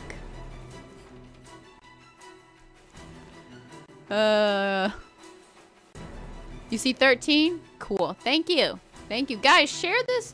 Share this. I don't know how many I have. How many, I can't even think what it's called. I am one away from getting 300 followers. You guys should help make that happen. Spread the stream like wildfire. Just everywhere. That we're playing this crazy Dick Diary. I mean, maybe people will come just for hashtag Dick Diary. They might be like, But I also don't want you to get kicked off of like Twitter and stuff like that. So don't do that. Oh my goodness. Alright, he didn't match the description Hitomi had given him, but Kano felt all his nerves jumped the same. Maybe the kidnapper was using an accomplice to snatch the ransom payment. Alright. Sasa raised an eyebrow. This may be our guy. This was it. Kano swallowed the lump in his throat. He bent his knees, ready for action. Blood rushed to his leg muscles, banishing the stiffness that had begun to take hold. Consult the Dick Diary, okay? Oh, damn. Alright, guy. Was this the culprit? Or perhaps... The stranger took a hold of the briefcase. It was him! And Mase. The detectives began to close in. Let's go, Kano. On it. Sasa and Kano leapt into action. But they never expected what happened next. But they, with the case clutched in both arms, the man veered suddenly, running towards the right towards them. Keep out. What is this? What is this? Oh. Oh. Kano's story has suddenly hit a keep out. Keep out refers to a point in the story where your progress is currently stopped. In order to advance beyond a keep out, you need to jump from another protagonist story at 10:30. Achi has the text young man in a suit set as red keywords. Check these. Hey, welcome back, Marlon. Welcome back. This game is super amazing. Okay, hold on. I gotta mute this. I'm in like a group message, and it's probably gonna keep coming and going off and off and off. So hold on a second. I'm sorry. Let me mute this. Where's the mute? Where's the freaking mute?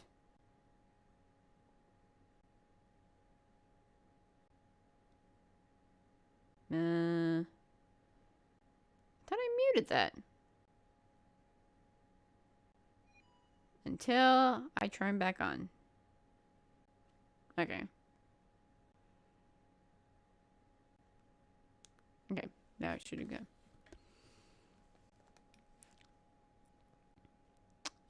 Alright. Has set red keywords. Checking these red keywords will allow you to jump from Achi's story back to Kano's. Now head back to Achi's story and keep an eye out for that. Key phrase. Okay, so we're looking for text the man. Right? Try following the story from Achi's at 10:30. Approach the girl. Okay. Okay, the time's set up over there. So go here.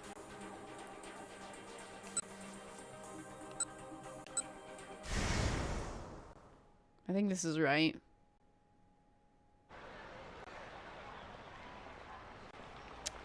I actually got this from whatchamacallit. I don't know if it's on Steam or not. I can look. It might be on Steam. I'll look real quick. But this I actually got from Best Buy. Surprisingly. Just a random game. What is it? 428? Yeah, it's on Steam, guys. It's totally on Steam. You guys should totally get it. But don't go past where I am. Watch what I played. Don't go past what I've played. Okay. So do I need to do the other one? Wait a minute. Oh, what was that? Oh. I've never seen the section that Rehthea finds these games in. Well, it mainly comes from when I get my otome games. A lot of the time were my Japanese games, and then I go down when I'm on Amazon and scroll down and it's like other games you might like. And I just happen to be going through there, and sometimes I'll click on them like, oh, that's just a Japanese game, like only. And so I'll just keep going. But sometimes I find one that's like, it's being released in the United States. I was like, mine. I need this game. Alright, so I guess we're going to do this one. Wait, it won't let me. First I got to dump trash. Do we have to do it again? Huh? A man came up beside the girl. He was dressed in black, and he wasn't Japanese. Looked like they were having a conversation. Creep. The girl nodded tensely at something the man said. Oh, that... Wow, I thought that was a woman. Achi stared. Something tells me that's not her boyfriend. You see the other guys in the background? You see him back there? Yeah, back there? Back there behind the guy? The girl handed the briefcase over to the man. He took off with it in his right hand and began briskly walking away. Oh shit, that scared the crap out of me. Whoa! A nearby homeless man suddenly leapt over Achi and broke into a run as if he'd been waiting for this very moment. Yuji Sasayama, a detective with the Shibuya Precinct, known as Cosplay Detective due to his strange outfits he wears while on stakeouts. He's partnered with Shinya Kano for kidnapping investigation.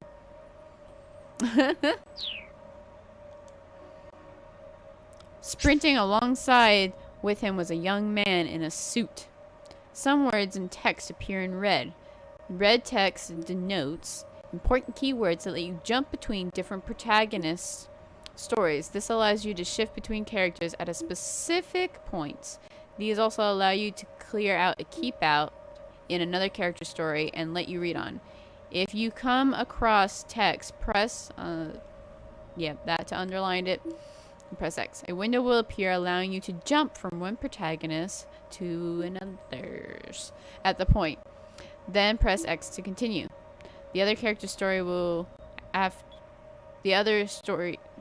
the keep out. Give it a try.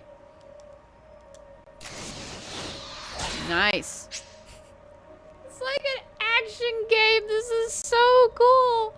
But before me, I jump from this screen, you can advance another protagonist story from a past keep out. Press X to confirm and jump over to Kano's story. Yes. Shwink. Oh, this is so amazing. Steve, hello. This game is amazing. Let's go, Kano.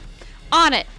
Sasa and Kano leap into action. You did it. Jump successful. In 428, you often need to jump to get past another character's keep out. Jump from red keywords to clear a keep out. Keep this in mind as you advance throughout the story. Okay, there won't be any more tutorial messages for a while. If you get stuck somewhere, try changing protagonists or making different decisions to advance. You can use the time chart in the main menu.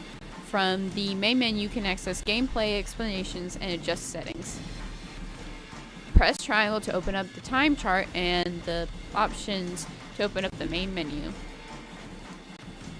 But they never expected what happened next. With the case clutched in both arms, the man suddenly veered, running right toward them. What? Catching sight of the two detectives, the suspect staggered to a halt, then bolted off in a new direction. The banana and the glasses. Whew. Kano whipped off his costume glasses and followed in hot pursuit. At the crosswalk, the signal changed to red and the flow of foot traffic abruptly halted. Just as quickly, hundreds of cars all lurched back in motion.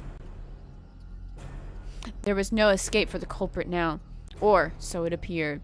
The converging cops slowed their pace, confident their man was cornered. Then the foreigner barreled straight into the intersection, dodging between the oncoming cars without any hesitation. Why would you think he would stop? If a guy is going to really try to get away with something, he's going to run. The mob of detectives came to a halt, not eager to rush to their deaths along with him.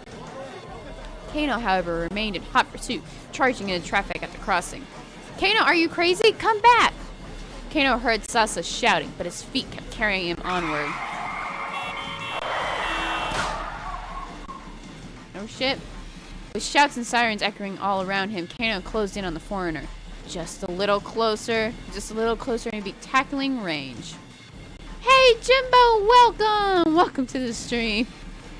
Dear Dick Diary, the banana came in handy today. Oh my gosh, Steve, this game. And Jimbo, this game. You guys have got to go back and watch the rest of this. Oh my goodness, it's so good. It was now or never. Kano, back off! Don't take him down! It was Kuze, shouting through Kano's earpiece. Huh? Kano hesitated in surprise. Had he really just been ordered not to apprehend the criminal? Let him go. The real perp is in someplace else. This is our dictionary. Perp is police jargon for perpetrator. Here, Kuze is referring to the fact that the principal offender in the case must be elsewhere. What happened to the plan? He'd been told that all personnel were to secure the area ASAP. Didn't HQ want him to catch the perpetrator? Arrest team stay on the foreigner's trail. Police team dedicated exclusively to task of apprehending the criminal. Getcha. Forensics team, get busy cross-referencing photos.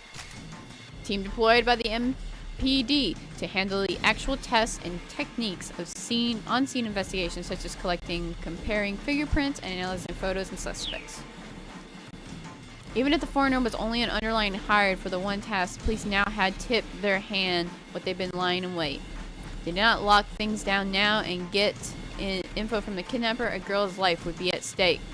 Kenner recalled another maxim from his Dick Diary! Dick Diary! Hashtag Dick Diary. Dick Dictum number 12. Always assume a worst case scenario. Hashtag Dick Diary. If Kuze had told him to let this guy go, that implied he was counting on the team that was now in position. But if the crook had planned a way to break through the police dragnet and escape with that ransom, and he succeeded, That was the right call here, right? Should he take down this guy or back off after all? Alright, guys. We have two choices. We have A. Letting the purpose escape now is too big of a risk. He had to catch this guy ASAP. Or shall we B. Let the other officers chase after the guy. Kano has his own job now. Or Kano had his own job to do. Guys, I'm asking you guys, help me choose the correct thing. Shall we go after the guy or say, nah, we're not gonna do it? Which one, guys?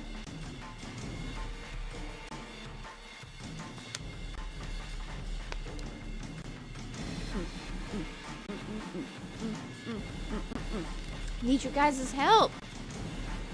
Marlon says A, that we go after the guy. What else shall we do, guys? We need more input. Clark says A, go after the guy. Waffle Lord says A, go after the guy.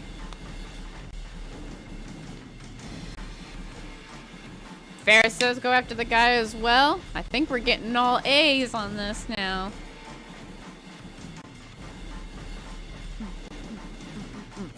C, consult the Dick Diary. Dominic says A as well. There is no C, so it looks like we are going with A. Letting the purpose escape is too big of a risk. We had to catch this guy ASAP. And make sure that's lit up correctly. Bam. Letting the purpose escape is too big for risk. We had to catch this guy. The man darted down a narrow alleyway. Kano ran faster. The man sprinted through the side streets. Eventually, he knew his way around Shibuya pretty well. Or evidently. Eep, someone has taken Hitomi. Oh no! We fucked up! Kano recognized Kuzuruma's squawk immediately. Shut up to his mail. He appears to be carrying a gun. He's fleeing in the direction of Meijidori. What? Kano could hardly believe it. Hitomi had been kidnapped? Had she been abducted by whoever taken Maria? But why? Someone must have been waiting for the moment when the police took her eyes off her. Something's very wrong here. What in the world is going on? Kano saw that the road forked up ahead. The man with the briefcase ran to the left. The man who'd taken Hitomi was heading toward Meijidori. There was a good chance he'd gone down one of the alleyways off to the right. Making a snap judgment, Kano told the detective behind him to follow the case snatcher. Then turned down and headed towards the nearest alley. After darting through the side streets, he spotted a different man, another foreigner, crossing an intersection a few dozen meters ahead. This man was dressed in black, just like the guy who grabbed the ransom money. Kuse's right, the kidnapper wasn't acting alone. But wait, something was amiss. Hitomi isn't with him. Where was she? Kano skidded around the corner, then stopped short. The guy almost looked like he would be related to, what's his name? It's a little different, but, God, I can't remember his name. It'll come to me. Anyway. The man in black was standing there, pointing a gun right at him. Before Kano could react, the man fired. Oh, shit. Oh, shit. Kano felt hot all over, as if he were on fire. All except his cheek, pressed against the asphalt, the palms of his hands. They were so cold. There was nothing he could do. Nothing, that is, except lie there and watch as this killer turned and walked away. Kano is having all the bad luck. Hell. Number 4, shot by a foreigner. By trying to find the man who's taken Hitomi, Kano ran into a different criminal, but unfortunately for him, he got shot. If the criminal hadn't been able to get near Hitomi, she probably wouldn't have never been taken. Have Aichi make the choice to talk to Hitomi instead at 10:35. Alright. Poor Kano, just getting fired and killed and all that kind of stuff. Now, we could always go back and make the other choice. But we're going to go ahead and jump over here to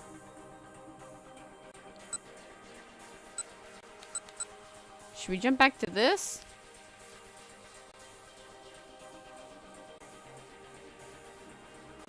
But if we approach the girl, it would have to be afterwards at 10:35. Let's go here. How can you run in a suit? Very, very well. Whoa! A nearby homeless man, something left over. Yep. Spraying on a young man in a suit. So we don't need to go back. We're gonna keep here. They seem from everywhere. A whole bunch of other guys burst into motion. First one. Then another. A third, a fourth, a fifth. Over a dozen now. What the heck? Clear as something big was going down. They were after the briefcase. Within moments, Aichi lost sight of them all through the crowd. With the many people chasing them, the guy with the case was sure to get caught. But wait, what about the girl? Aichi turned back around. The girl was still there. She was staring in the direction the man who'd taken the case had gone, a worried expression on her face. Alright, so we've got... Aichi couldn't shake the feeling that something was very wrong. Maybe she should go talk to her and ask what was going on. Another crazy day in Shibuya. They had been shooting film on location. It was probably a mistake and not to intrude. Okay, so we already know to keep Kano from getting shot, we need to do this one. So I'm going to go ahead and choose this one, guys, because we already know we need to do this. Aichi couldn't shake the feeling that something was very wrong. Maybe he should talk to her and ask what was going on. But just as she was making up his mind, a middle-aged man in a ratty business suit shuffled awkwardly towards her first. Was there something wrong with one of his legs? He was using a cane to walk. And one of his hands slipped into his jacket pocket. Aichi could scarcely believe his eyes. Oh shit! We're gonna get Aichi killed. A revolver.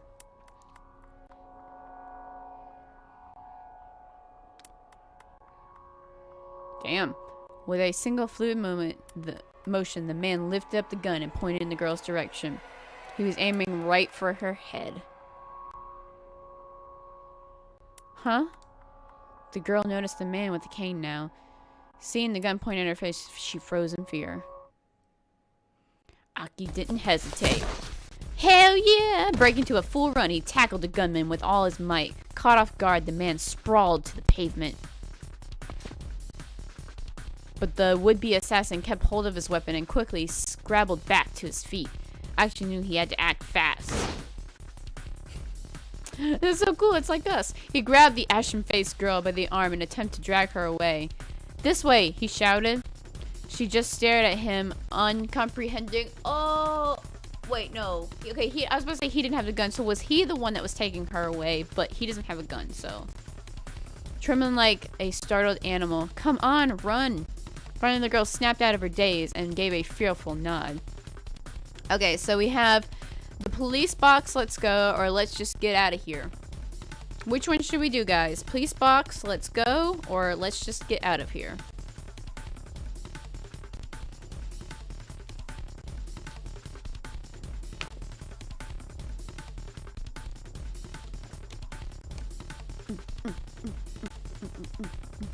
Hammer says A. Marlon says A. Clark says A.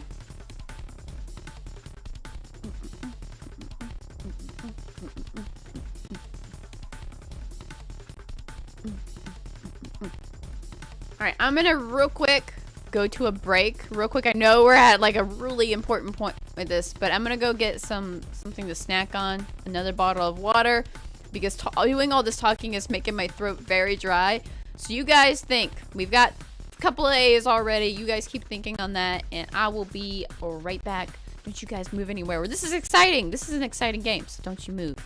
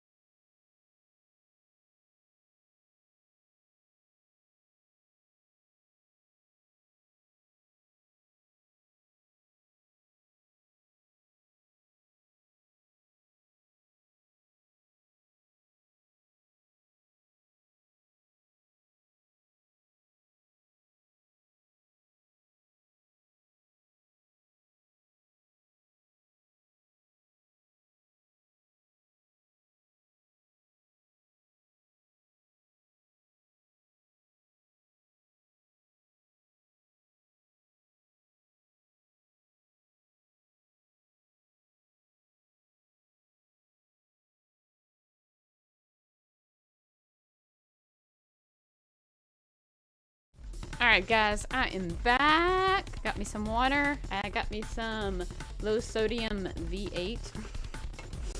So you guys are going with A? Alright, let's go with A then. Ugh. Let me drink my... Oh, I was supposed to shake that. Shit. Oh, well. Well, it's just gonna be real watery and everything. Thank you! V8. I got the spicy one. Anyway. Alright. Let's go to the police box. Police box, let's go.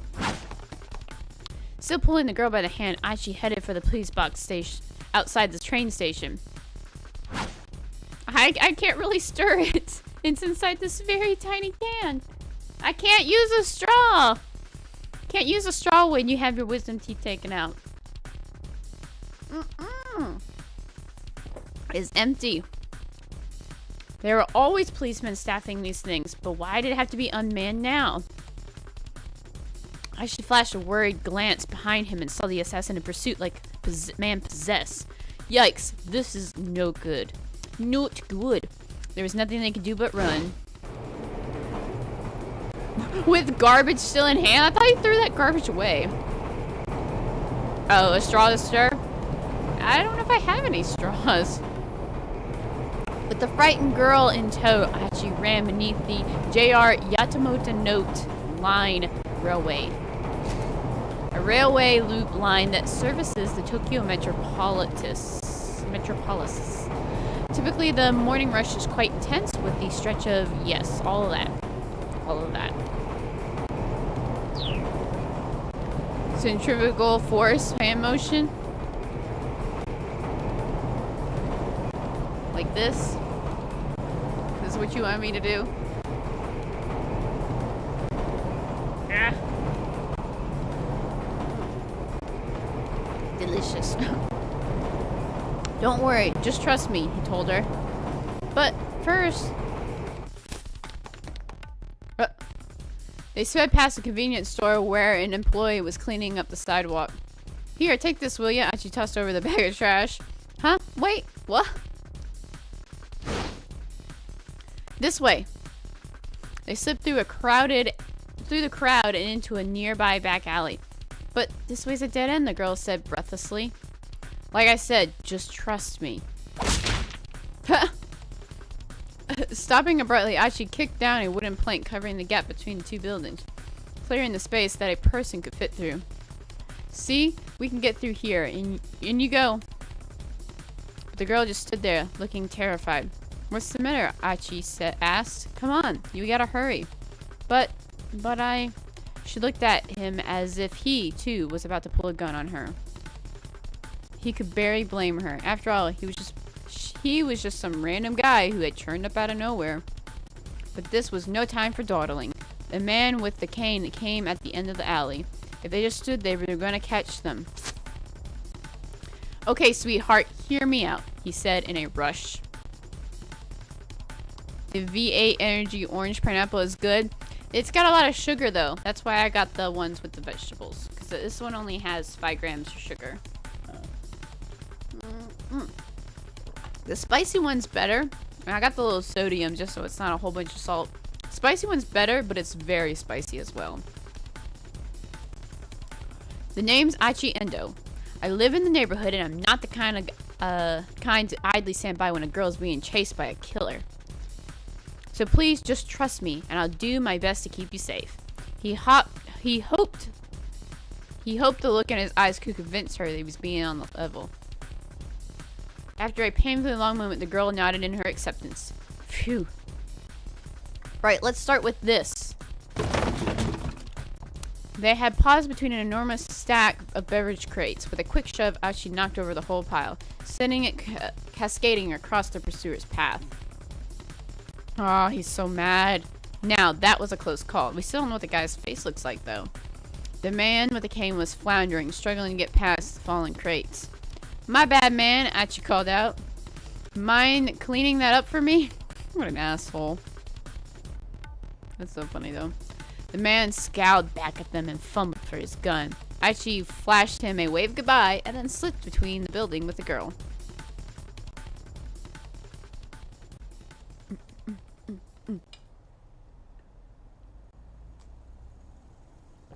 Log lady. Hurrying down a narrow alley, they emerged onto a side street lined with dive bars and clubs. Assuming the man with the cane hadn't given up, he probably would lie in wait on the path back to the main road. Archie decided their best bet was to try to stay inconspicuous rather than risk getting caught on the move. Guess we can lie low here for a bit, he said. He led the girl to the entrance of a tiny, old hostess club. She followed him reluctantly.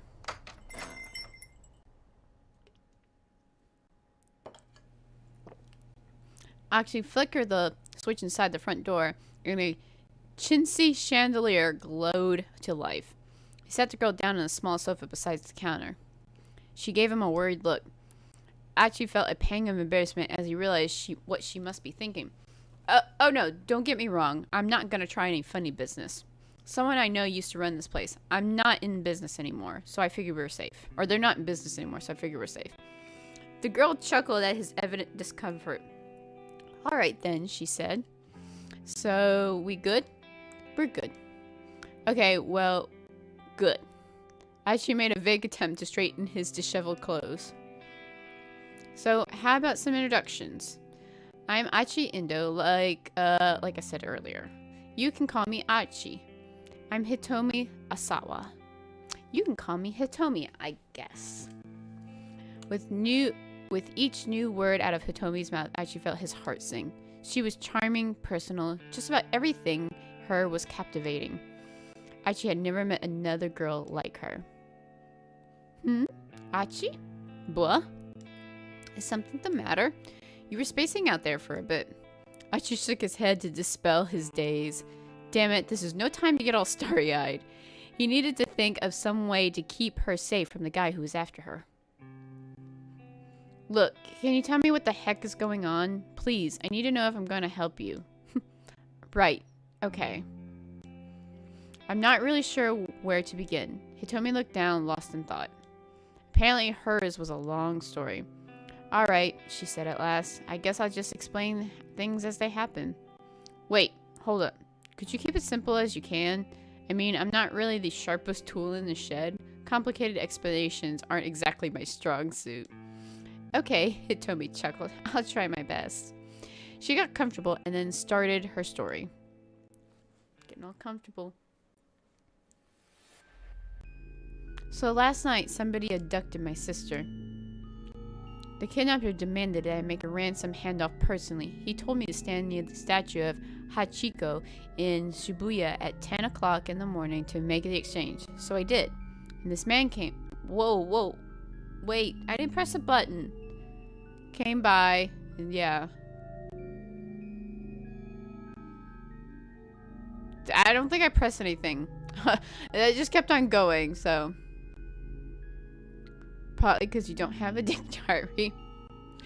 Whoa, I'm sorry, hold up a sec. Archie had suddenly lost a thread of the conversation. At times like this, you can press that to go back up to reread what you've already seen. You can also press down to quickly scroll back through the sections. A mark will appear in the upper left-hand corner of the screen when you're paging through back and forth like this. You can reread past marks. Okay. Press the up button to go back to read the sections. Play through this to scroll ahead through the text you've already read. Press down to rewind, advance. And so it's like going back if you missed something. Okay. So, and this man came by and took the briefcase with the money, and then afterwards, the other guy with the cane turned up and pointed his gun at me, and... so back. Could you say that again, but, like, simpler? Sure.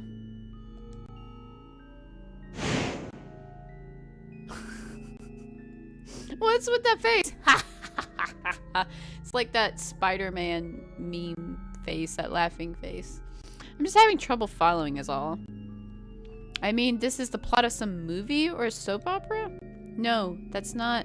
Or some kind of hidden camera show? This is real. This really happened. The look in Hitomi's eyes were dead serious. She's got to be telling the truth. What would be the point of lying? And he had seen the briefcase and the gunman himself. How much was the ransom, if you don't mind me asking? Hitomi hesitated. 50 million yen, she said after a moment. Achi gave a whistle in amazement. The detectives told me that was the typical amount for a kidnapper to ask for. It's plenty, that's for sure. I guess there's good money in that sort of thing. As soon as the words were out, he realized his blunder. Sorry, I shouldn't have put it that way. He fidgeted awkwardly and Hitomi looked away. I'm an idiot, but okay, I get it. This is a kidnapping thing. So I'm guessing those guys who chased the guy who took the ransom were undercover cops? Clark, thank you so much for stopping by. You'll have to come back and watch the rest of this because this is so interesting. I love it. I love this game right now. He replayed the scene in his head. But then, the kidnapper took the briefcase and ran, right? If you were empty-handed, why did the guy with the cane come over to you? I honestly not sure. Hitomi's words trailed off. It was clearly difficult for her to talk about. Anyway, we should probably get you to the police as soon as we... No, we can't do that. I gotta drink some more water.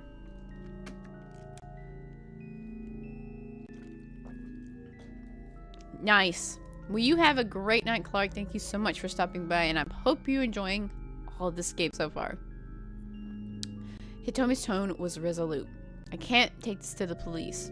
Why not? They'd already partially taken it to the police. She waited for an answer, but none came.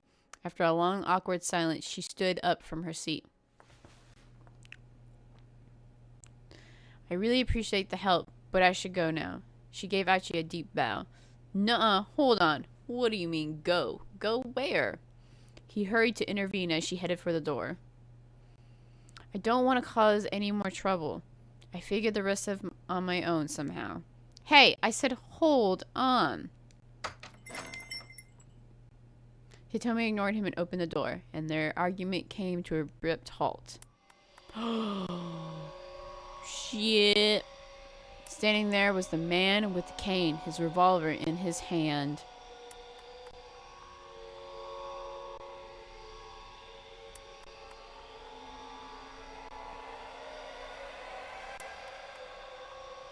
To be continued. Bum, bum, bum.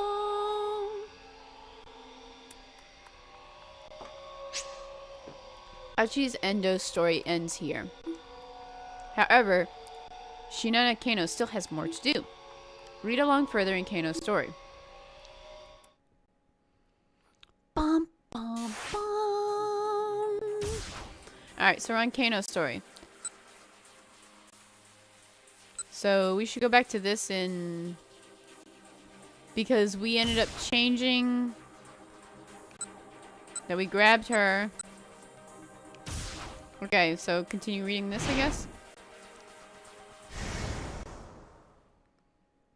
We could always go back and not chase after the foreigner. Okay, we already read all this. Man sprinted down the side streets. He knew his way. Man shot out in a major thoroughfare and bolted up the pedestrian bridge. Just where the heck was this guy heading? Halfway across the bridge, man stopped abruptly. Cautious, Kano stopped as well. Height, roughly 190 centimeters. We don't go by centimeters, we go by inches.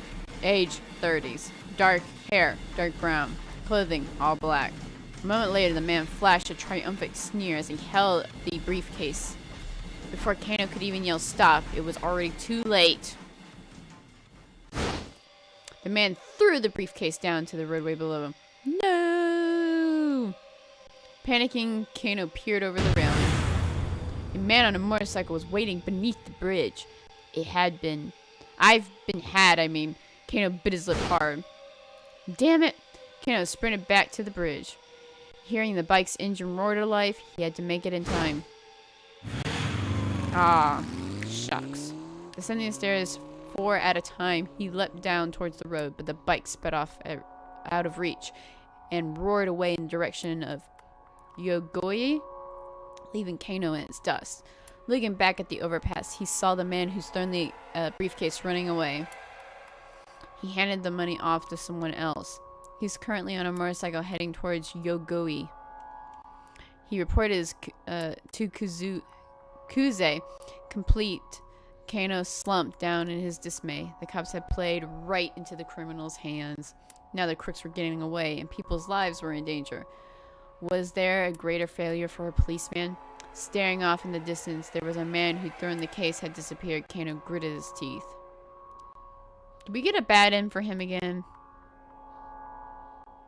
To be continued. Bum, bum, bum.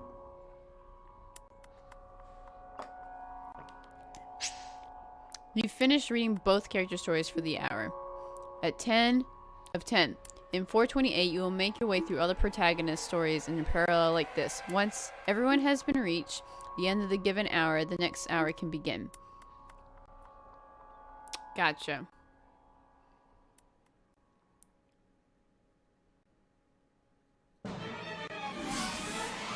Ah, look at that cat over there. Yes.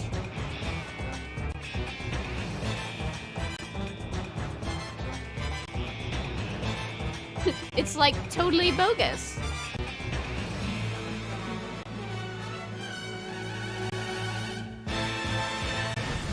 Now we're doing 11 to 12. 4, 2, 8. Shibuya Scramble.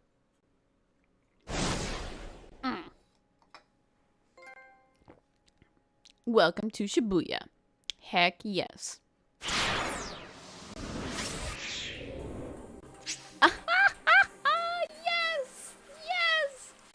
This is the end of the tutorial part of the story.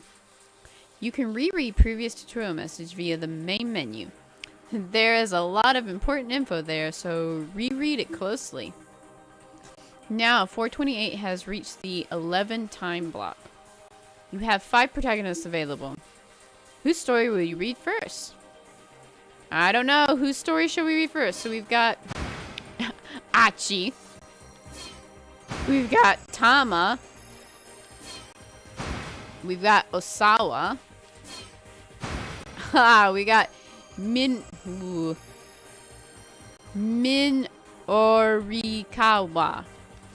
Or we got Kano again and Achi. Alright guys, I'm gonna let you pick. Hammer says Tama. Hammer says Tama. What do you guys think?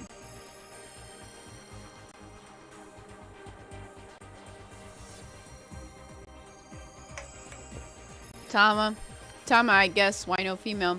There probably will eventually be a female. I don't know. Maybe Tama's a female. I don't know.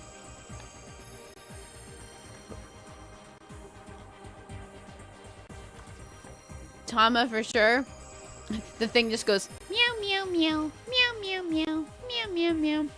Is Achi female? No. You would think so. He has kind of got that pretty boy look, but no. He would probably be a Bishi. I think he's a Bishi. Which is just a pretty boy. Alright, we're going with Tama. Can I go here? Yes!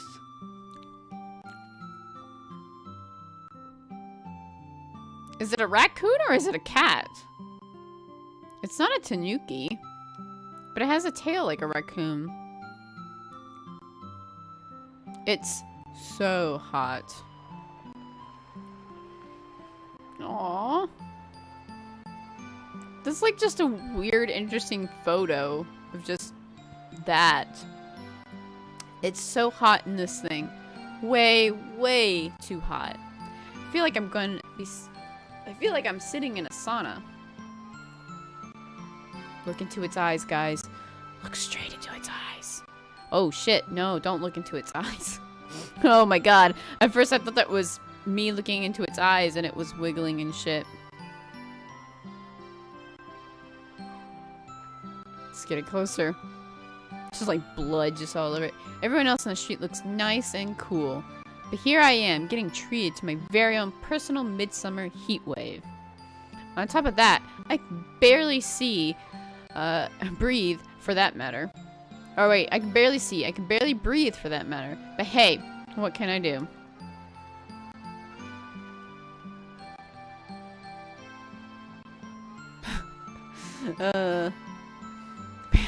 Pant.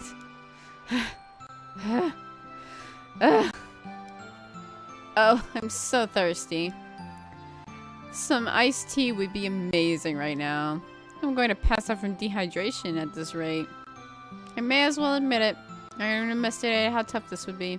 Who knew wearing a mascot costume would be so uncomfortable? Ah, a delicate young lady like myself has no business doing this sort of job. Suddenly I have much respect for the people of those in superhero team shows. Like, can you imagine doing these action scenes in something like this? Heck, all I'm doing is standing here, and this close to calling it quits. But I can't. I need to work. I need the money. This is no time to be a wuss. If I give up this, what else am I possibly going to do? Check out the new revolutionary new diet drink, Burning Hammer. Hammer, is you a new one. You gotta drink the drink called Burning Hammer. I thrust a free sample towards passerbys while shouting as loud as I can. A free portion, usually quite small, of a product given out to consumers. Really. Wait, what did it say? Please note that simply taking a product without paying for it in order to test it out is theft. Don't do it. Oh, okay. Come on and give it a try. Oh, it's no use. People just walk by one after another. They avoid looking at the sample. It's been like this ever since I started standing here. What gives? You figure at least one person would have taken a bottle by now. I mean, it's free, but I haven't managed to give away a single one. If this keeps up, there's no way I'm getting paid. And this whole miserable experience will have been for nothing. Just drink this and watch the pounds melt away. No exercising or dietary need necessary. I can hear the depression in my own voice. Just burn, burn, burn. Burn those pounds away. They're giving me cold looks now. They probably think I'm some shyster trying to offload dodgy product. It's that simple. That simple, folks. You just drink the weight away. I guarantee it. Heck, this whole thing reeks of a scam to me. In other words, it seems extremely dubious or suspicious. Losing weight by drinking some concoction is way too good to be true. But still, it's free is free.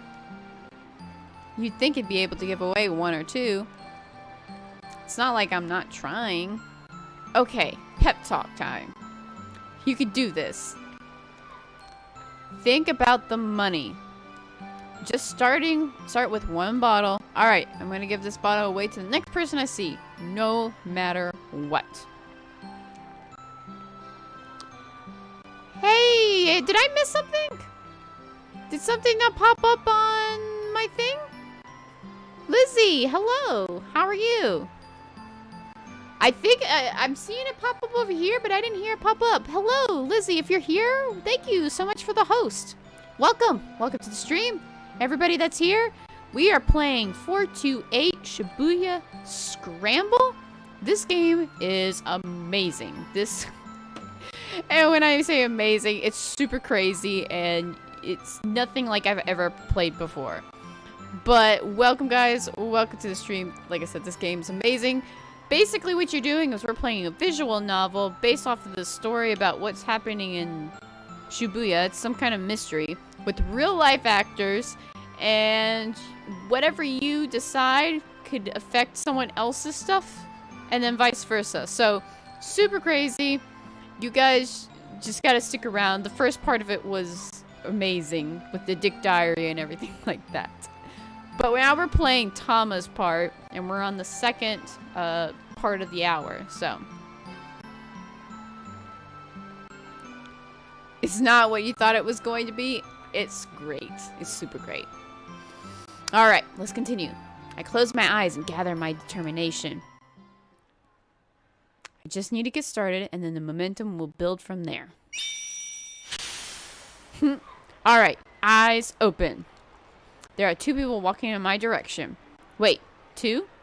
Oh no. Which one do I pick? If I keep Waffling, they're both going to pass me by. I just need to hand off this bottle. Which one of these guys look more likely to take it? Clutching the free sample in my furry fist, I try to force it onto the businessman to my left, or I try to force it off to the disheveled fellow on my right. I'm going to say, go with the crazy guy we already know to be the crazy guy. What do you guys think? Let's go with the disheveled guy, because we already know who he is. I feel like he's so crazy that he would take it. And if he's supposed to act like a, I don't know, act like a homeless guy, that we should go with that one, right? Dominique says bum. I'm thinking that one too. I'm thinking that one as well.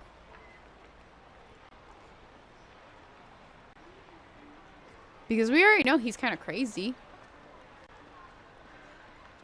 Hey, DEC Junior, welcome. Thank you so much for being here. And thank you so much yesterday for all the gifted subs. Welcome. Welcome. The hair hobo. The one that looks like it's not even his hair. Is like copy and pasted right onto his head. Oh my goodness. I'm thinking the hobo too. Or the homeless man. Because I don't think the other guy will take it, but maybe he will. I don't know. You were looking? Well, welcome, welcome. We are in a cat suit, or some kind of cat suit, and we're trying to give away free drinks. So. But yeah, I'm going to say give it to that guy. We're going to go ahead and give it to him. Clutching the free sample in my furry fist, I try to force it onto the disheveled fellow to my right. To my surprise, he takes it. Huh? What's this? He asks, lifting an eyebrow as he looks at the bottle. I flap my fuzzy arms and try to make a cute pose as I launch into the product pitch. It's Burning Hammer, the #1 new diet drink. Please give it a try. No thanks, the man says. I'm good. I keep my arms held wide open and pretend I didn't hear that. Look, he says, I'm in a hurry. You should give this to someone else. He tries to hand the sample back to me, but I hold my ground. Keep it. For a few moments, we are at a still impasse. Silent impasse. But he's weirded out by my cat alter ego holding the freeze frame pose, because eventually he looks away, slips the bottle into his pocket, and then walks off. I did it. I finally got someone to take one. But there were still so many samples left. My brief surge of excitement dies before I can even fully take hold. I wonder how the other mascot is doing about now. Man, everybody's taking it from the chicken. There's a sale demo happening today at 1 o'clock at the Nokane building. Huh? Looks like the chicken has handed out all kinds of his samples. I don't get it. How come nobody's taking of any mind? What could I possibly be doing wrong? And you're much cuter than the chicken. I look at the clock. It's a little after 11. My morning of wandering around hawking diet drinks is just about over. The chicken looks pissed off, right? Just... I need to get ready to head over to the sales demo. I'd love to take the costume off, but then I'd have to carry it. The samples I hadn't given out are almost too heavy as it is. Oh well, I might not have gotten results, but I tried my best. I sure hope they don't withhold my pay or anything. Hey, what gives? You got that many left? The chicken speaks with a female voice. Yeah, I reply sheepishly. Nobody seems to want to take mine. Well, I mean, you are looking for the right targets, huh? Like groups of girls or bored-looking older ladies. Those are the types that gotta be gunning for you, you know? Wow, I hadn't even considered that. Now she says it seems so obvious. This is a diet drink after all. Of course I'm not gonna have any luck trying to foist it off some random guys. Well, whatever, the chicken says. Here, give me the samples you've got left. I hand over my samples and the chicken dumps the whole lot into her basket. I'll drink whatever's left so they won't find out that you didn't pass them out, she says. Huh? Wait, like all of them? Yeah, all of them. Chicken sounds pretty confident in herself. These may just be sample-sized bottles, but still, that adds up to a lot. I feel myself on the brink of tears at the kindness of her offer. Thank you so much. That's a huge help. I bow deeply, which makes my mascot head wobble. Oh no. Aw, look at us. Couple of cards right here. Leaving the station behind, we head down Center Guy towards the Nokane building. A multi-tenant office building located in, downtown district. In addition to hosting weight loss drink sales demos, the building is also home to foreign capital protection firm Cellcom. The IT mainstay Shibuya's on net. Video game developer Shinade Tradco and the Strike Back Labs publisher of the month magazine Science Strikes Back, along with many other businesses. I might turn into a Peter Griffin in chicken fight. Ugh. Yeah. Stupid chicken. Right. The Burning Hammer sales demo is going to be held there this afternoon. The job's supposed to pay 10,000 yen for the day, but if we can sell at least 100 bottles at the demo, they've promised another 10,000 on top of that. How much is 10,000 yen? I don't know. I need to make sure I sell those 100 bottles. I need that 200 or 20,000 yen, and I need it ASAP.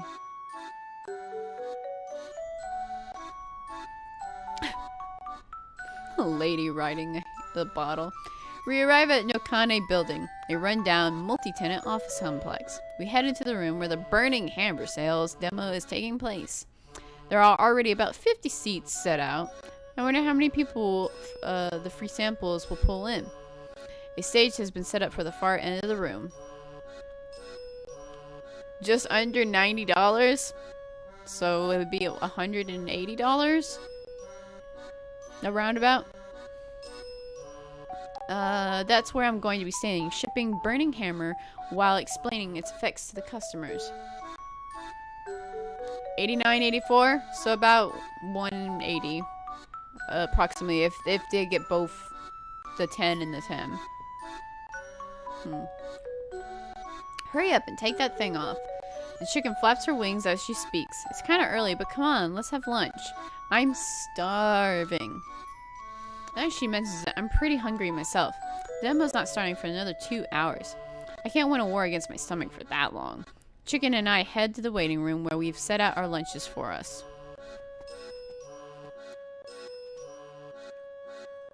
Mind getting my back real quick? The chicken asks. She arches her back towards me.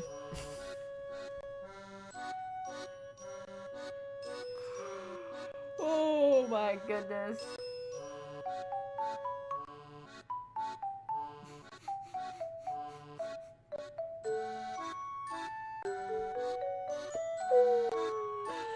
It's not what you think, guys. It's not what you think. If someone walked in on that and just had, like, the character stare at you, I would be like, I'm gonna leave. I don't know what's going on here, but I'm gonna leave. Wow. Oh, sure, give me a sec. I tried to unzip the back of the chicken suit, but my own suit's thick, fuzzy fingers have a hard time of it. What's the holdup? Come on, I'm roasting in this thing. Hurry up and get it off me. I've almost got it. It's just awkward with these mitts. Wow, that could be taken completely out of context. Completely out of context. Finally, I get a hold of the zipper and yank it downward.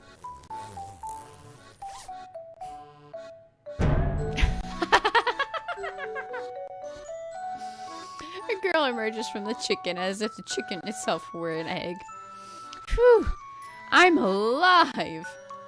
Her red sweatshirt is drenched in sweat. Why are you wearing a sweatshirt? Almost as if she's kicking back and cooling off with a hand fan. Sorry, but would you mind getting me too? I ask. Yeah, okay. Turn my back to the girl. I hear metal clanking behind me. At long last, I'm about to be free of this 5-ton fursuit. Huh? The girl murmurs awkwardly. Huh? What? A spike of anxiety hits me. What's wrong, I ask?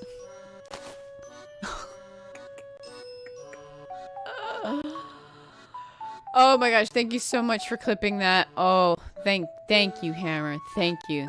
There's gonna be so much stuff clipped in this. Oh my goodness. Yeah, that's a no-go. Zipper is busted. What?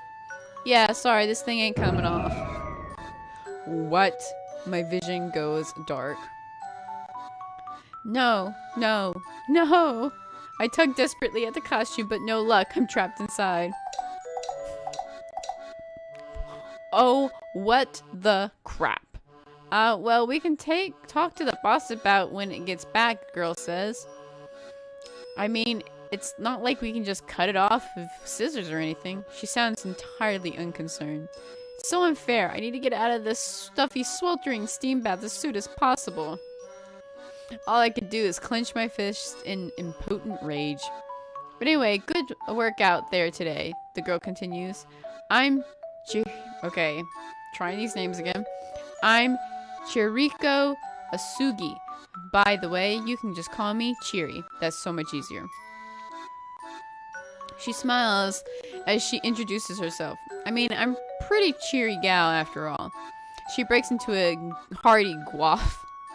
Oh, sure, I say. Nice to meet you. Yeah, for sure. So I'm guessing you're not going to be able to eat lunch with that getup? Huh? God, that's right. What should I do? Don't sweat it. Just leave it to me. Huh? I'll eat both lunches myself. That's terrible. This girl's gonna die in this fursuit. It's gonna be terrible. Chiri doesn't even wait for me to reply before reaching for my lunch. It'd be a shame to let it go to waste, she says. She makes it sound like my leftover food is a bigger concern than my hunger.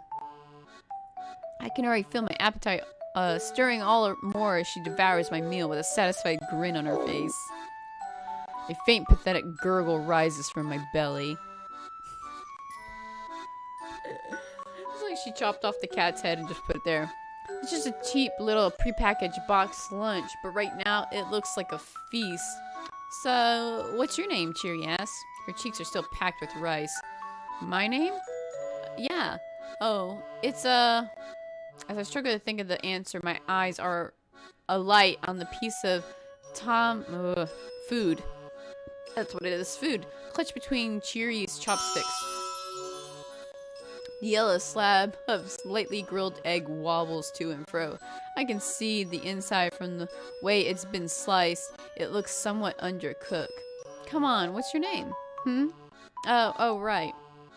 Tama. It's Tama. Huh? You mean like the famous cat? Well, ain't that fitting?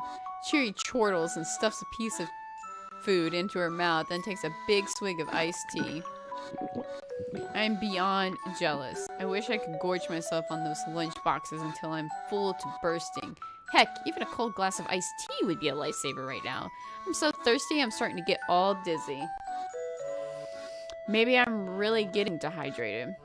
This isn't good. If I don't do something, I'm going to pass out before the sales demo even starts.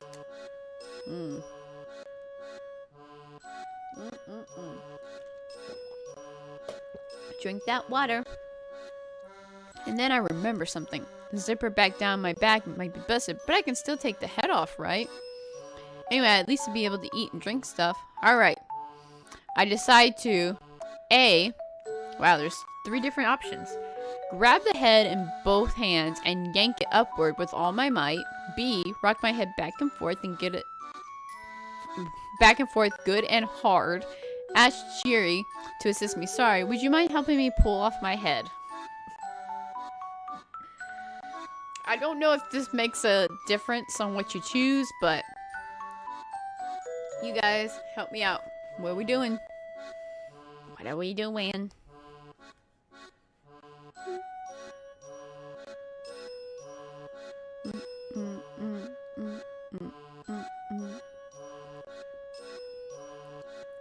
C?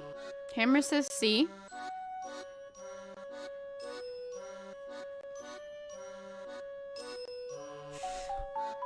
B, we got a B, we got a C.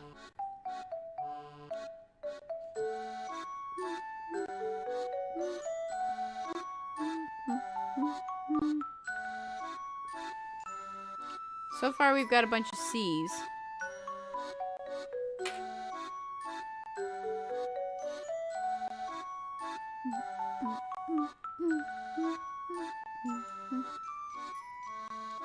C? Alright, I think we're gonna get mainly C's, so let's go with that. Decide to ask Chiri. Would you mind having me pull off my... Ow. Feel a dull throbbing pain in my back of my head, like I bumped my head somewhere, but I don't really remember doing that recently. Chiri flashes me a curious look. What are you doing? She asked. I thought maybe I could at least get the head off. That ain't gonna work. The thing's attached to the body. I slumped forward into feet, face planting on the tabletop. No. Most folks would have noticed that when they put it on, you know. Well, I didn't. The boss helped me get into this thing. Doesn't seem to let you... Well, don't let it get you down, Chiri says. Here, drink some of this. She fills out a bottle with a straw with her bag and pours some tea into it. Aw, she gets something to drink. Hey, Waluigi, how are you doing? Welcome. Welcome to the stream. In a fever of thirst, I just jammed the plastic straw through the mascot's costume mouth. Thankfully, it reaches as far as my own. I suck for all I'm worth.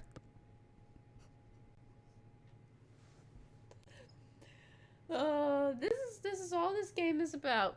Into windows and yeah, into windows. That's basically what this game is. Jesus, I have something in my eye. Not that that motion means anything. I suck and I suck and I suck. My body rejoices for the moisture returns to it, like rain coming down to the desert. And thus I revive. Actually, it kind of does feel like I'm coming back to life. Oh, thank you so much. I'm never going to forget this as long as I live. With tears welling up in my eyes, I clutched Chiri's hand in my fuzzy mitts. Ah, hey, I'm not that kind of person to abandon someone in need, you know, she replies. An embarrassed grin crosses her face. How come you're carrying this bottle around with you anyway? I ask. Well, that's because I make my own protein juice. In Japan, the word protein is frequently used to refer to powdered health food supplement that contains vitamin and minerals as long as protein component. Obviously, it's basically the same thing here. Drinking it in place of tea would assuredly lead to weight gain. Protein juice? Never heard of it. Lean soy max. I heard that if you have protein juice for 1 or 3 of your meals a day, you'll lose weight. So yeah, I need to keep it. Oh my goodness. Giving Chiri's sort of, well, chubby frame, I don't think the protein's been working great for her. I've been trying all sorts of stuff, but right now protein is the best thing for my diet. This stuff though. Chiri casts her eyes and samples the burning hammer on the table. It's like totally bogus. Huh? Bogus? That's a surprise. Well, yeah, Chiri says. You gotta exercise if you want to burn body fat. Best way to burn fat is to engage in steady, low-intensity aerobic exercise. That's what I've been doing every morning. She smacks herself on one flabby arm. I mean, there's no way you're gonna lose weight by taking more calories. Didn't she just say she was drinking all the protein drinks to lose weight? I kept that thought to myself. I mean, yeah, that'd be ridiculous as an all-you-can-eat Kobe beef, she adds. She shakes her head seriously. I mean, I'm not sure about using an all-you-can-eat anything as an example in a discussion about weight loss. But then again, I keep the thought to myself. But hey, a job's a job, Chiri says after a moment, perking up again, then telling me to sell this junk. They tell me to sell this junk, and I'll sell it. Uh-oh. A setting wailing comes from the other side of the door. Please, just give it Just give it time. I swear I'll get it back to you. What the heck, Chiri says. Is that the boss? I nod. That's definitely Mr. Yanagishita's voice. He's the guy who hired me. Sliding alongside Chiri, I very quietly open the door and take a peek inside.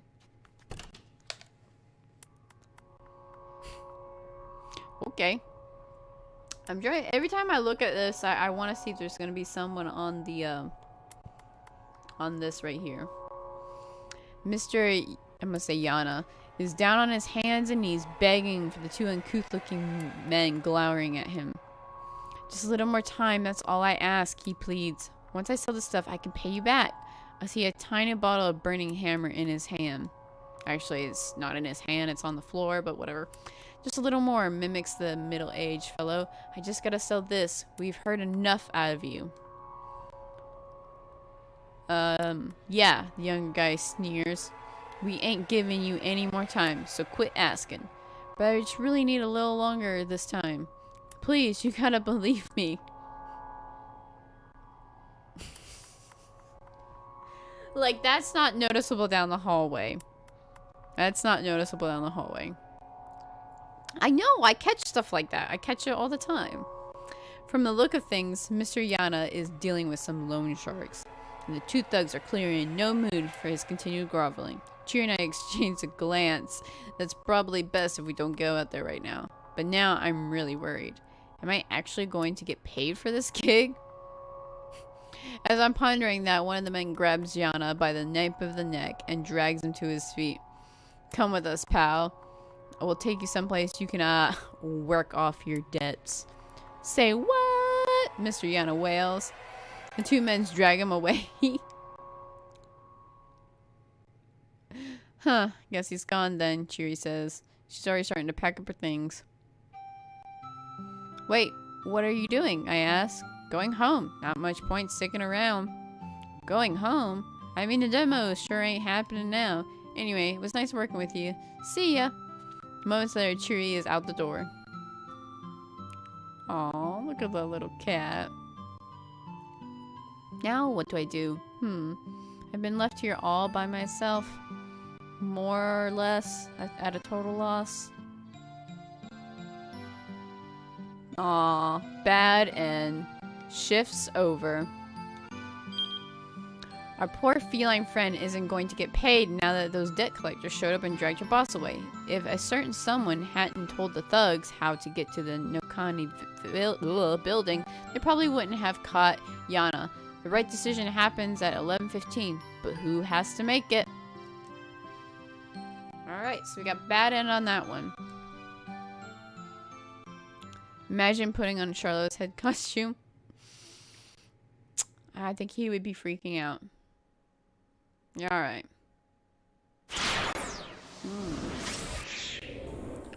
So, we got a bad end for Tama. Now, it's time for someone else. Because if we go to the time chart right here, we can't do anything else. I mean, we could always go back up. Well, maybe we can't.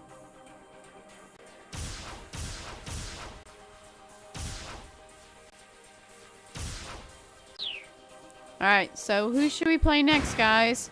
We've got Osawa, Minor, we'll call him Minor. We've got Kano, and we've also got Achi. Who's next? Marlon says Osawa. I don't really know who he is yet, though. I mean, we can play him. That's fine. I don't know who he is. I'll have to figure it out.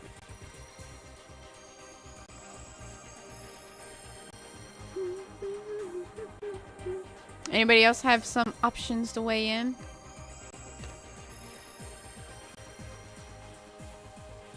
So they said at 11:15, someone has to tell those guys not to tell them where that building is.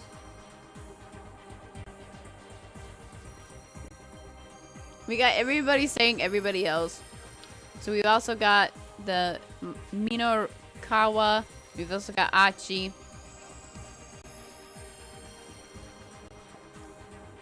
Got two people saying Oh, oops, wrong way. Is this the one you were talking about, Dominique?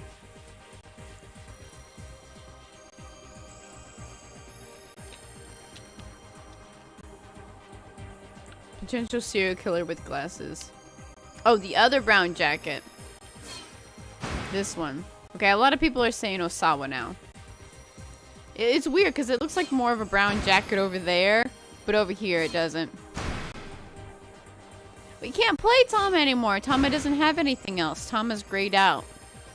We've already played all of Tama's, I think. For right now, anyway. Okay, we'll go with Osawa. Let's do Osawa.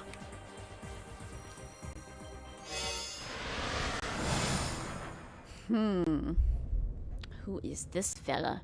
Wealth, status, honor. None of these things mean anything to me. All I want is a peaceful life. To put worry behind me.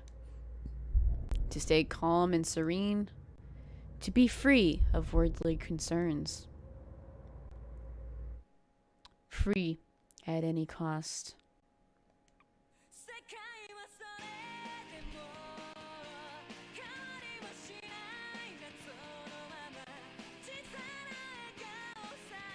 A cheery rhythm pumped from the CD player set up against the study wall. It was the latest hit from Aya Kamiki, the songwriter sensation who was blowing up the pop charts. I wonder if she's a real person. Kenji Osawa reached for the stereo remote on his desktop. He ratcheted the volume up a little louder.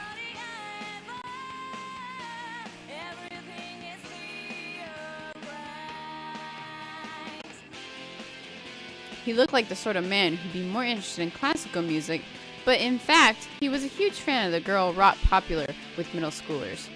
Closing his eyes, he swayed back and forth in time with the music, humming his favorite lyrics under his breath. But his movements faltered. It's no use. Aya's voice usually soothed whatever ailed him, but today, even she couldn't help. Today, Osawa was a complete wreck, in both body and mind. Oh shit, what is all this? Identify the infection route of UA virus. Mounds of paperwork were scattered across the desk in his study. All of it about viruses and vaccines. It had only been a week since he returned from a business trip to his company's branch office in the US, but he was slated to go back in another week's time. There was a truly staggering amount of work he needed to get through while he was at home. He picked up one of the papers, glanced at it aimlessly, then tossed it back onto the desk. Slumping back into his chair, he let out a long, deep sigh. He was in no mental state to work right now. A faint knock at the door roused him from his torpor. "Director, may I come in?" It was his vice director, Mamori Tanaka. As much as I don't want to head off in time, it's that time. The great rest of your evening. Thank you so much, Hammer, for stopping by. I hope that you get to come back and watch this later because this game is amazing. We're playing this game. I don't know if we're going to get all the endings. Unless they're really quick endings like that, then, you know, obviously you'll get them real quick. But we're playing this game. But yes, have a great night. And see you Friday. Friday for Fright Night Fridays. Sure, the door is open. I thought he was a robot at first. Tanaka came into the study. I know it's not a great time, but Osawa could barely make out his words. He tapped the remote, lowering the volume of the music. Tanaka continued apologetically. A call came in from the lab. They're hoping for a response to the email they sent yesterday. I'm sure they don't need it today. Apparently, they do need an answer soon as possible, sir. I did ask them to give you more time, but... I see, Osawa said wearily. All right, then. Tanaka dipped his head slightly and slipped back out of the room.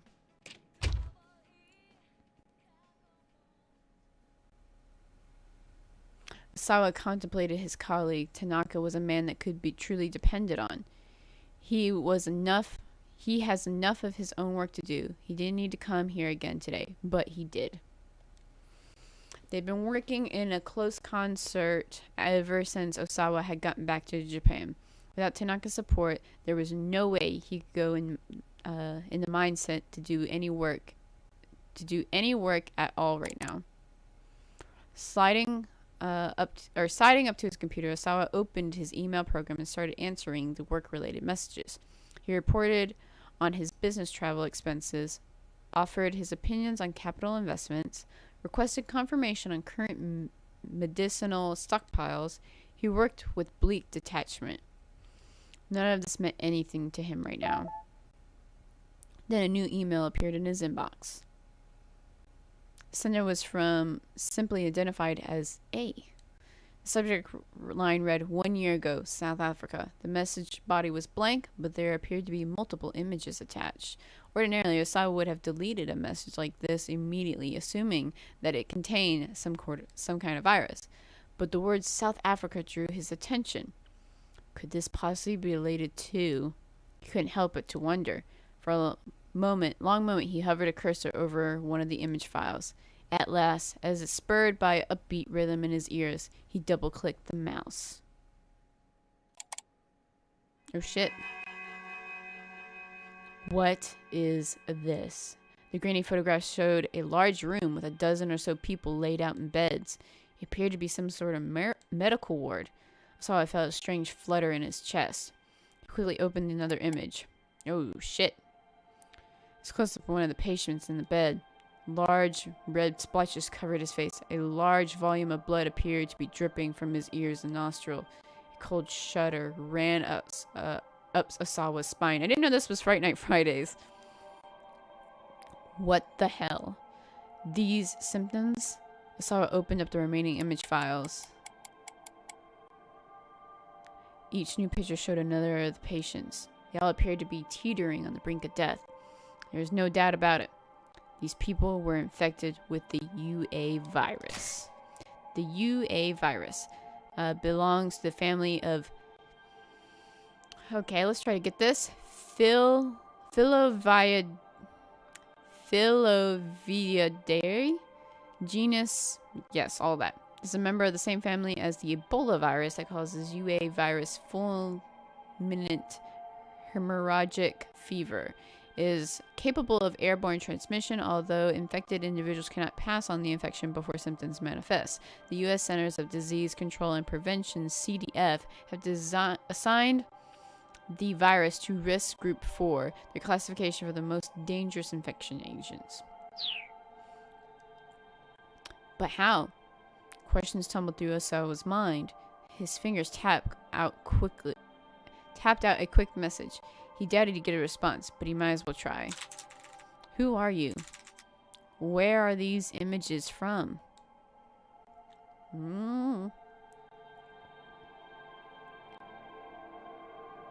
Nice little flower. UA virus got its name from the Swahili word for flower. Supposedly, this was based on the fact that the propagated form of the virus resembled the petals of a flower.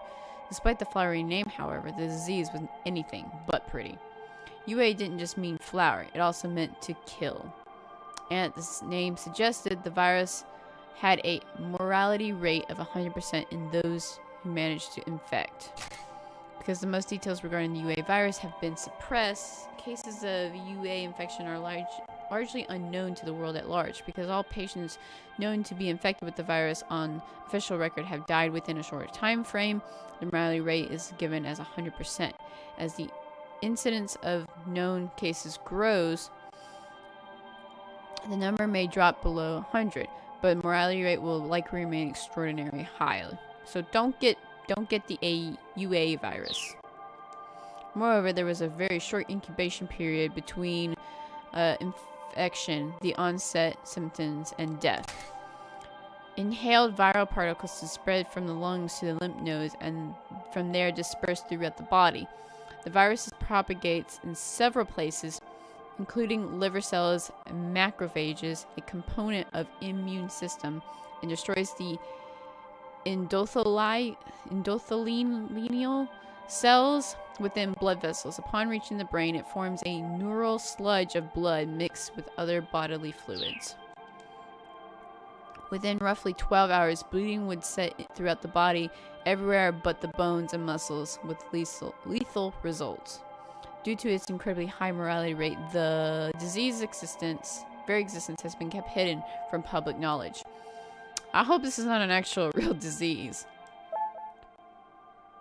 Osawa's computer chimed to signify the new arrival of an email. The sender was A.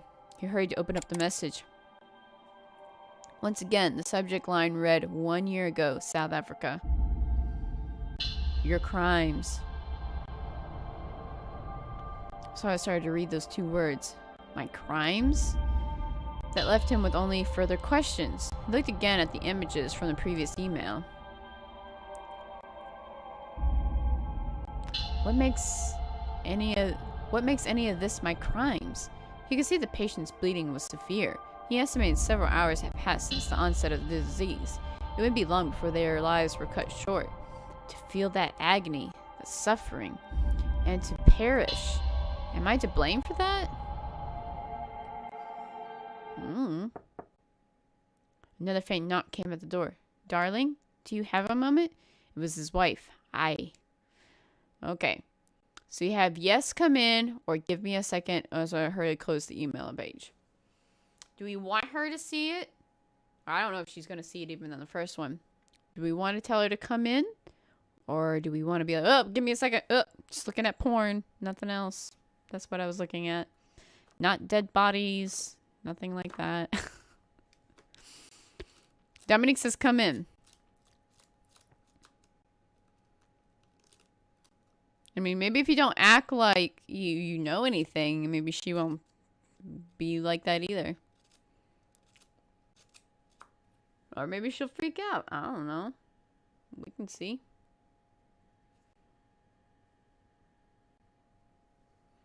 Got 2 B's and 1 A. We can always go back and choose another choice, so get all flustered, be like, just looking at porn, nothing else. It's nothing. Forgot to ask why the lipstick. I've just been trying to put it on, trying to get the feeling back in my lips. I tell you, I tried to run it across there, and I still don't have feeling right here. But I feel like if I keep trying to put lipstick on, or this is actually lip gloss, I think. I don't know, matte lip gloss. And that maybe I'll get the feeling back in my lips. I don't know. Is that pretty? Do you not think it's pretty? No, I think it's pretty. Alright, we're going to go with B. Give me just a second. Hurriedly closed the email program. Even though it's just nothing more than a sick prank, it wasn't anything he wanted his family to see. Especially not A. Alright, come on in. She looks like she's pissed off. But I saw her trying to see it. I was already let herself in the city. The sharp sting of her perfume made him scrunch up his face for a moment. Have you reconsidered the whole America thing, she asked. This again, Osawa thought sullenly to himself. Please, he said. Can we not discuss this right now? If not now, then when? You know, this isn't a decision to make on your own. He's like, I just want to get the hell out of here. On the latest business trip, a major American pharmaceutical firm had just attempted to headhunt him, asking him to join them and be among the top researchers in the world. The money and the prestige held no interest for him, but he was reluctant to turn his back on Okashi Pharmaceutical after his many years of service. He works for them. It's a major corporation with a solid sales network domestically and internationally, and an annual turnover of 1 trillion yen. It holds patents for several medications that are had demand worldwide and is influential in the Ministry of Health, Labor, and Welfare, and the other political institution. The company employs roughly 7,000 people, including 600 researchers. I hope not, Dominique. Please don't scare me like that. I'm hoping that it's just still healing, and I've read that sometimes it takes people a month for it to come back. But let's not talk about that. I don't want to think about having a completely damaged nerve where I cannot feel my mouth anymore. Nonetheless, he is intrigued by the offer. It would mean the chance to conduct the virus research in a much better funded environment. Taking the job would necessitate relocating to U.S., however. But he mentioned the possibility of immigrating to I, and she did not. She shut down the idea on the spot. Her opposition was understandable. A's father, Shigeru Makino, was a member of Okashi's pharmaceutical board of directors. No way was he going to let Osaka jump ship to another company. Marlon, thank you so much for having stopped by. I hope you have a great night. Definitely come back and watch the rest of this afterwards. I don't know how long I've been streaming. I don't know where I'm at. How long have I been streaming? You can start around 3 hours in. 2 hours and 56 minutes in. 2 hours and 56 minutes in. And I'll get you right about where we're at. Oh, shit. Hey, lady. Darling, please. A drew closer to him. Think about it from my perspective. If you leave for America, what am I supposed to tell my father? He's gotten so used to it, that grating whine of hers. That grating whine of hers. Have you considered what might happen to Okashi if you leave, dear? We can discuss that once all of this is finished. Osaka kept his voice as level as he could. You do remember that you're the director, right? I said. You have a responsibility thinking about yourself so much. Stop thinking about yourself so much. There we go. With a sour look, I turned and departed.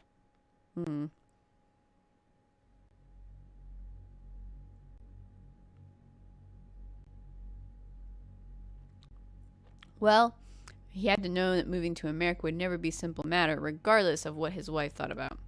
There was another reason, however, the antiviral agent that had been developed at Okashi. Therapeutic drug used to treat viral infections. Examples include the drugs used against influenza and HIV. These treatments do not eliminate the infection, rather they simply inhibit the development of the disease. There are still many issues with such drugs, including the risk that treated viruses possess or develop a resistance that makes the treatment ineffective. Academic institutions and pharmaceutical companies worldwide devote tremendous resources to furthering advancing the field of antiviral medicine.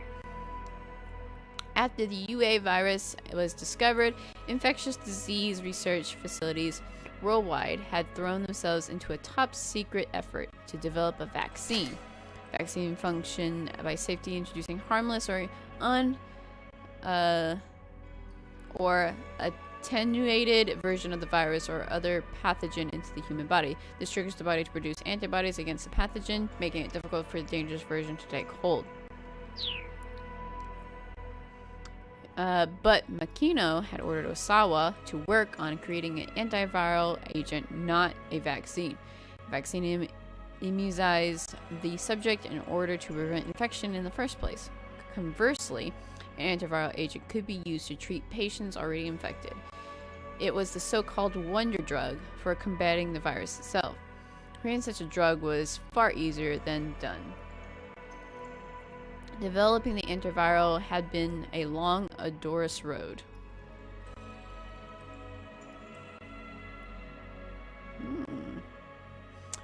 Only after years of research had Osaka's team succeeded in identifying a substance that would qualify as an antiviral agent for UA. In theory, it was administered during the virus's initial stage. 100% recovery could be attained. Data also suggests that 80% survival rate for patients treated shortly after the onset of symptoms. But there was a fatal flaw with this new antiviral agent. The side effects of the body were usually potent. If administered in amounts beyond a certain threshold, it could be linked to life-threatening complications. For a long time, the research was an impasse. It had seemed that the drug had to be administered in a high volume to combat the explosive propaganda of UA virus. But then Osawa had received some fortuitous information. Osaka Pharmaceutical Nanotechnology branch had engineered a cutting-edge device known as DDS. Technology created or operated on an extremely small scale, often measured in nanometers. Such nanotech devices are literally regulated on atomic level. And then you also got acronym, the DDD. The DDS stands for Drug Delivery System, such as System Administration Ultra Microscopic Drug Capsules to a targeted body of the area.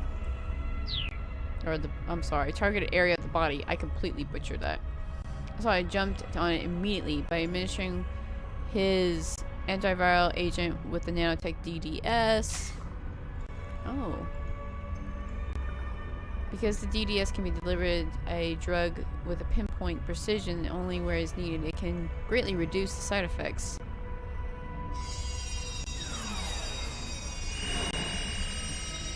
Wow.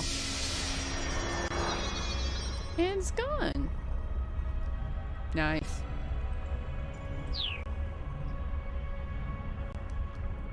The procedure was a huge success. There was a marked increase in the drug's efficiency, along with the expected decrease in adverse side effects. Pharmaceutical said to have a positive effect if its use brings about the desired results when treating a medical condition, but the many drugs created unwanted or unforeseen adverse effects as well. Given the extreme complexity of most drugs, interactions with the human body, nearly any medicine can have both positive and negative effects. The effects have been confirmed via animal testing on monkeys, and now the antiviral was ready for the final development stages, clinical trials on humans. So basically, test it out on animals first. When a new drug is being prepared for government approval, has been tested on animals, it must pass tests on humans, clinical trials. They evaluate for safety and suitability. This new wonder drug was still a secret. No doubt Osaki's leadership would be reluctant to see Osawa, the drug's lead research transferred to a company. Still, it wasn't completely outside the realm of possibility. Once the antiviral was out, development, and announced to the public, Osawa would be free and clear. For that very reason, he was loath to cause any friction over the drug right now. This anxiety only magnified his concern about the email he just received. Osawa called up Tanaka over the intercom. There's something I want to show you. Could you come in here? He nodded a second opinion, and Tanaka could be relied upon. Osawa opened the door.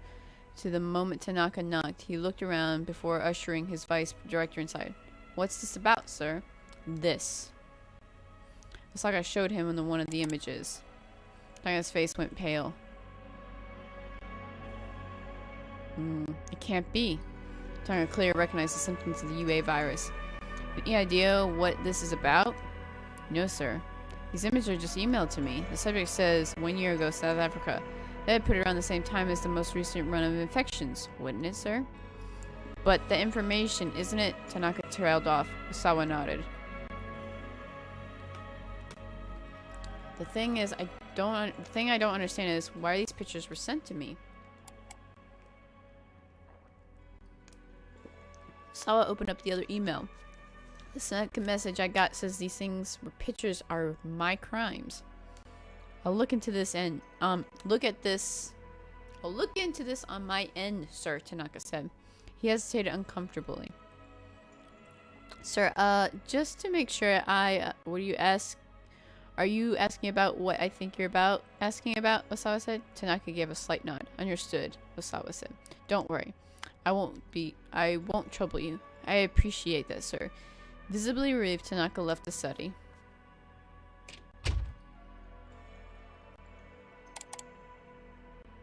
Osawa brought up a folder marked UA virus on a screen. Within the folder were enlarged images of the virus itself. He double-clicked on one of the images. It blew up the monitor to reveal a pathogen. An I can't even say the word. I know the word. Much detail. A specimen of the UA virus was approximately 100 nanometers in diameter. 10,000 of them would line up to take up barely a millimeter, but a single Any tiny virion upon entering the human body could be 2,000 in an hour. The speed of multiplication was nothing short of astonishing. Even the Ebola virus has a typical incubation period of 7 days or so before infectees develop symptoms. Virus from the caused fever, Ebola. For influenza, it was 1 or 2. The onset of UA virus happened in mere 12 hours. Sawa viewed an image slideshow of the virus propaganda mechanism. It was a fascinating sight, no matter how many times he looked at it. Viruses existed to multiply, nothing more. They had no motives, no driving logic, nothing but simple multiplication. To Osawa, that fact held a certain air of mystery. If viruses have emotions, how would they feel about their lives? Are you asking some weird physiological and psychological questions, dude? He had thrown himself into a virus research in search of answers to questions like that, answers that no man could truly know. His development of the antiviral agent had really been nothing more than another job responsibility. He had no particular sense of duty to protect people from the killer virus. He was just happy for the chance to play around with UA day after day. Oh shit. Another email arrived in his inbox. The sender, A. The subject line, 1 year ago, South Africa. Again. So I read the message. Do not look away. These are your crimes. I totally want to look away. This time, there are 4 images attached. Osawa proceeded to open each one of them in turn. The first one shocked Osamu so much that he felt like he'd been punched in the head. One of the UA patients from the earlier images were being injected with something. No. Osawa muttered to himself. It can't be. The second image showed one of the infected, hunched over in pain, vomiting up blood. The symptoms had already manifested, but Osawa thought he could see some degree of life had come back into the patient's eyes. He rushed open to the third image. It showed a morgue piled high with corpses. The rictus of anguish on the dead faces made them look no longer human. Various fluids seeped from the eyes and nostrils. The lymph nodes were grotesquely swollen. These are your lymph nodes right here. Oh, well. Aren't there lymph nodes here too? Yeah, they're here too. But I think they're also underneath your arm as well. Small organisms that function as part of the lymphatic system in mammals. When a foreign substance invades the body, lymph nodes detect it, promoting the production of white blood cells such as lymphocytes and macrophages to consume the invader. A viral infection sometimes causes lymph nodes to swell up as a result of increased activity. There were hospital beds stained with massive amount of blood and gastric fluids. Is this an educational stream? Kinda, sorta. We learned a little bit about biology, about viruses, and also about Japanese laws. But at the same time, this is a great game. But hello, how are you doing today? Welcome. Next came the 4th and final image. Wow.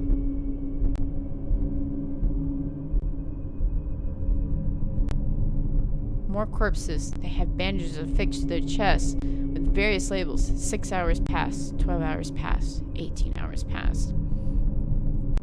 It looked as if someone had been attempting live trials with the antiviral agent. Saga didn't consider the antiviral agent ready for release, but that was because his team hadn't conducted clinical trials on humans yet. And there was good reason why such trials hadn't been conducted. There's no way to test sufficiency of a drug without an infected patient. To run a proper clinical test, someone would first need to be infected with UA. No matter how many infected animal testing had been drug proved if ineffective of humans, the person would have guaranteed death sentence. Well, thank you, Sarah. Thank you. Thank you so much. I don't know how many I have posted on Instagram. But thank you so much for liking or following and liking. We're about to get 300, I think, but I'm wondering if we're gonna hit 400 by the end of the at least by the end of the month, I would think. Who knows? It's unthinkable to run trials that involve such a deadly risk. And yet, as he looked over the images again and again, Osawa became certain. Sorry, I need to click over here. There we go. Without his knowledge, someone, presumably someone from Okashi Pharmaceutical, had conducted human testing with the antiviral agent. The time markers on the corpses in the fourth images were likely to mark the time elapsed since the onset of symptoms, and a thorough trial would test the drug's effectiveness in those time frames. Oh, Jesus Christ. My heart just stopped right then because the music was so scary. Like, just did a scary tone, and then it just stopped. This thing vibrated, scared the crap out of me. Anyway, Osawa slammed his fist on the desk, enraged. This was nothing short of vile human experimentation in guise of clinical testing. The people responsible would not be allowed to get away with this. There was only one person Osawa could trust to keep his under wraps, his boss, Makino. We already told the other guy, so he knows too. Well, doesn't know that, but he knows about the other thing. He reached for his phone to call Makino, but he stopped short as he picked up the receiver. He knew he was in no state of mind to have a calm, reasonable conversation right now. Turning to the CD player, he put on Aya Kamiki's latest album.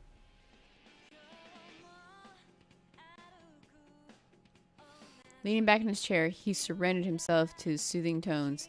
Bit by bit, he could feel himself returning a calmer emotional state.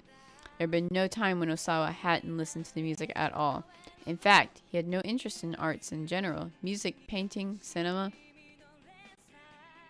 I wonder if she's real. A real singer. It was only due to the simple coincidence that he had found Aya Kamiki. His daughter had asked for a CD as a birthday present, so he'd swung by the store to pick one up. Since Kimi's new album had just come out, there was a display for it in front of the shop. Something about the bright, colorful album packaging had drawn him in. After a time, Osawa could feel himself growing calmer. He took a nice, deep breath.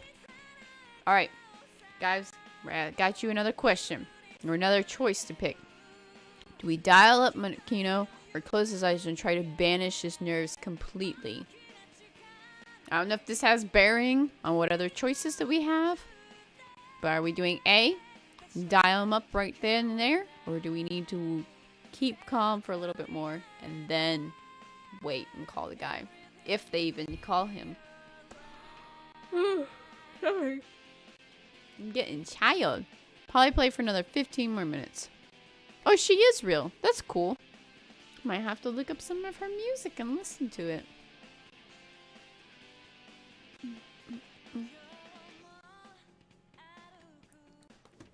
Which one are we doing? A or B? A or B?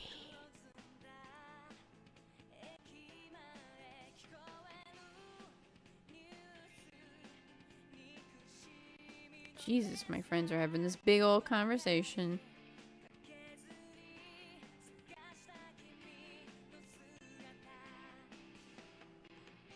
We want to dial him up. I mean, I don't know if this has any bearing, like I said, on...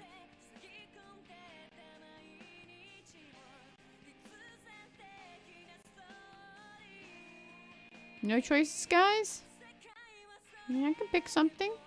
That's fine. I just thought you guys might want to interact. Ferris says B.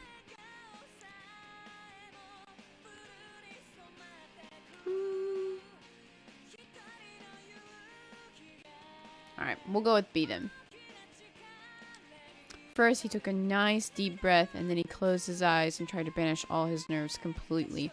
Inclining his head towards the music, he could feel the melody pervade his body. He could scarcely believe that there had been a time when he hadn't cared about music. Surely something that had such a strong effect on the body and mind alike also conveyed a deeper meaning. So I let a positive energy flow through him. buoying his spirits. At last, his mood had sufficiently calmed under the music's influence. Osawa reached for the handset. Oh shit. Oh shit, who is this? The study door opened with a stolid faced man appeared in the doorway. I beg your pardon, Mr. Osawa. Would you mind coming in the living room for a moment? Uh-oh. The detectives assembled in a living room all wore grave expressions. The room was brimming with tension, and Osawa felt it ramp up even further as he entered. What is it? He asked. Has something happened? The man who had come to find him turned to speak, hesitating at first. Yes. It turns out that your other daughter, Hitomi, has been abducted by an unknown party. That's her dad. Oh my god, that's her dad. Abducted. Osawa's mind. Well, I guess that would make sense. That's his last name. Mind whirled. What are you talking about? Maria is the one who's been abducted. No, sir. You don't understand. I'm saying that Hitomi has also been abducted in addition to Maria. Don't be ridiculous. The night before, my daughter Maria gets kidnapped, and this morning, this other daughter gets carried off when she goes to deliver the ransom. He never heard anything more outrageous in his life. We're sorry, sir.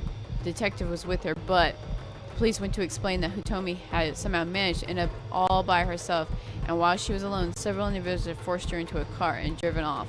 So I could barely comprehend what they were saying. His mind was in a fog. The detective's words seemed to grow quieter and quieter. I saw his strength drain from his body. His ability to process external stimuli began to drift far, far away. It's not possible. It can't be. Could no one keep them safe? Not me. Not anyone. My girls. They. Hitomi. Maria. It's not true. This is all just a bad dream. Some kind of sick joke. It's not true. It's just a bad dream. It's a lie. It's a twisted joke. Someone made this all up. I don't want to hear it. Just tell me it's a lie, isn't it? It's true. Yep. He's freaking out. Shut up. Shut up. Shut up. Shut up. Slowly, the ceiling began to spin. Then Osawa's finish went awash with white. Bad end. I think the cat's outside the door. The worst case scenario. So I had a complete mental breakdown when he learned that not only one, but both of his daughters were kidnapped. But surely there has to be someone who can keep Hitomi safe. She had been on the run with Achi, but just what are they up to? The key to changing her fate and her father's fate lies with Achi's decision at 11:05.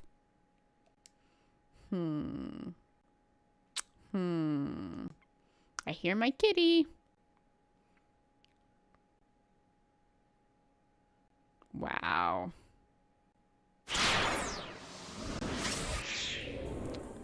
Well, I don't know. This has been crazy. Wow.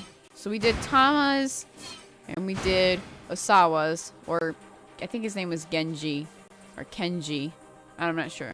Let me go get the cat real quick, because we might end up stopping the stream here instead of continuing on and doing another character, because it's almost 10:30 anyway. But let me go get Charlotte real quick.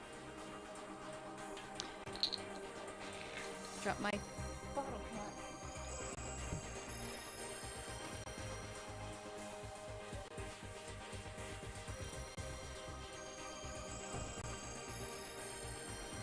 Come here, kitty. Where you going? Come here.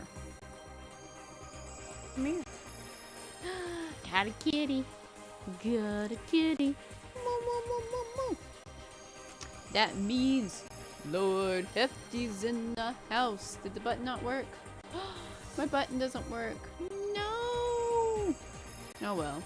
I don't know why it's not working. But Charlot's here. Charlotte is here. He's being all lovey, lovey, lovey.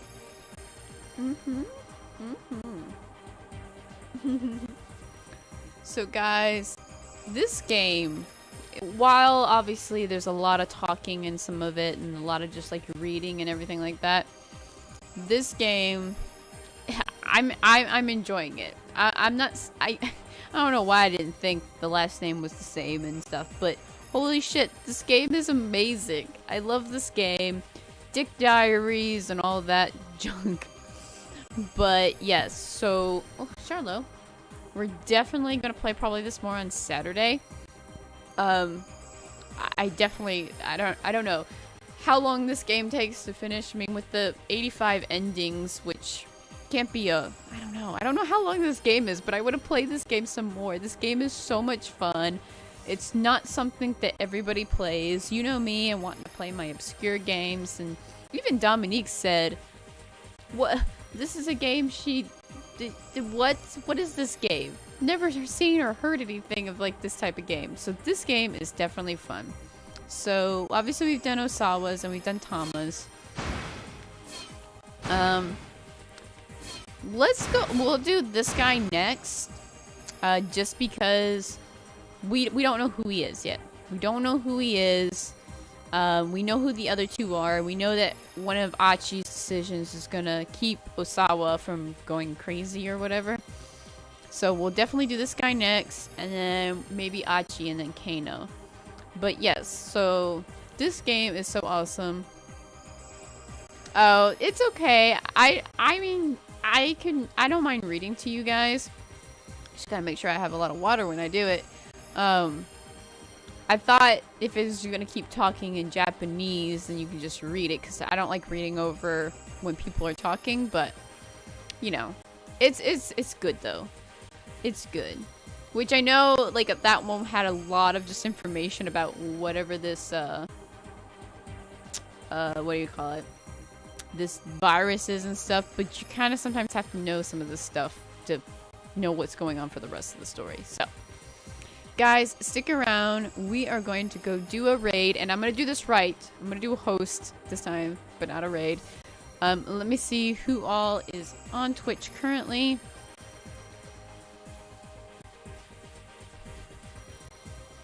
Let me make this bigger. Someone's watching Pokemon.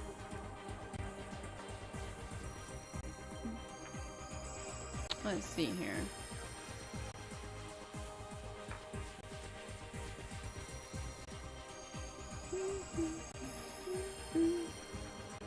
That did not look like what they were playing. Gotta let the thing go.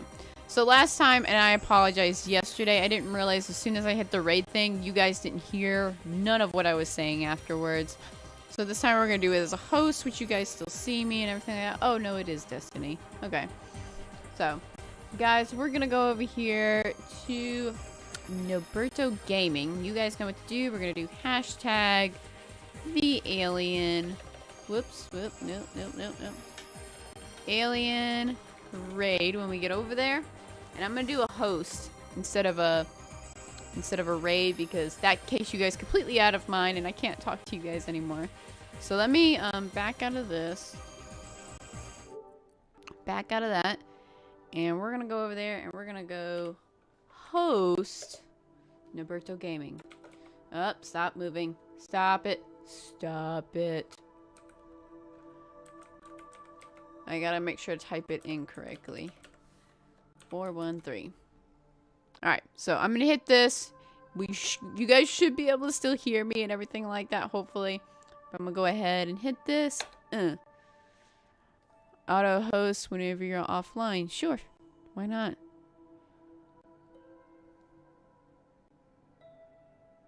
And we should be hosting over there. Let me go ahead and hit this raid screen.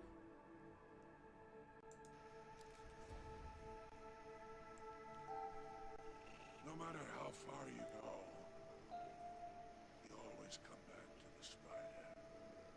I don't know if it's going over there to you guys. Did it take you guys over there? Okay, that's it. Do I have a double? How about this? I don't know. Rehthea, thank you for the host. Holy crap. Guys, How's everybody doing? How was your stream? go over to Noberto Gaming if you're not there already. I don't know. I can't tell. Are you guys over there already? That's great. I'll go with this. Alright.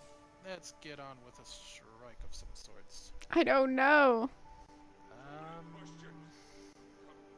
I'm gonna hit this real quick You're always so looking I at can this see thing. this.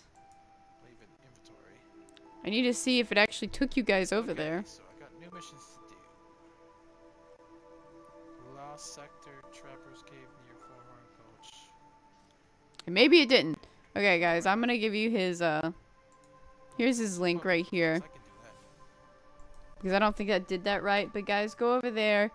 Do Maybe hashtag this the one's alien set raid. 3 minutes, but we'll shoot around until then. And maybe you guys did get over there. I don't know. I can't tell. I can't tell how this works. Raiding is easier, but at the same time, I don't know. I just do killer snacks. But yes, guys. Yeah, I already read that. Hashtag. Whoops. Nope. Yep. Nope. Stop. Cat. Hashtag the It's an alien. raid. raid. Oh no. All that I ask is that you do not probe me. That's all I'm asking, alright? Do anything So else, maybe next conquest time the I'll world, sign destroy, off just don't beforehand probe me. and then That's all raid I'm asking. somebody because then it automatically takes you over Just be there. gentle. It's easier because it just moves you guys over to the chat and everything. So I'm still figuring out the whole raid slash doodad whatever. Yeah, I missed my other gun. But yes. There's no like button, but guys, go over there if you haven't subscribed already. Or, I'm sorry, follow. Go ahead and follow. I played Yeah, there Dead by we go. Daylight with There him. we go. Pretty cool. It's Ferris right knows. there. We played. I think Ferris played. Didn't you play with us? I know Marlon did. And then we swapped out a couple of people. But yes, go check him out. Thank you guys so much for helping out with that raid slash host. Still trying to figure it out. So, all right.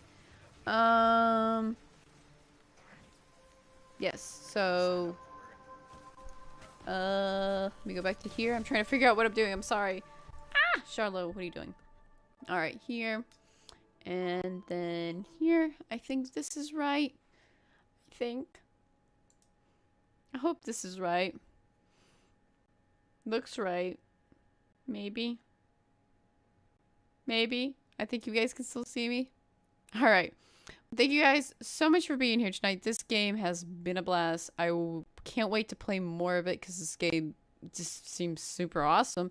May not be for some people, but it is for us. We love this game. So, thank you guys so much for being here. I hope you guys have a super amazing night. Keep gaming, and I'll catch you guys later.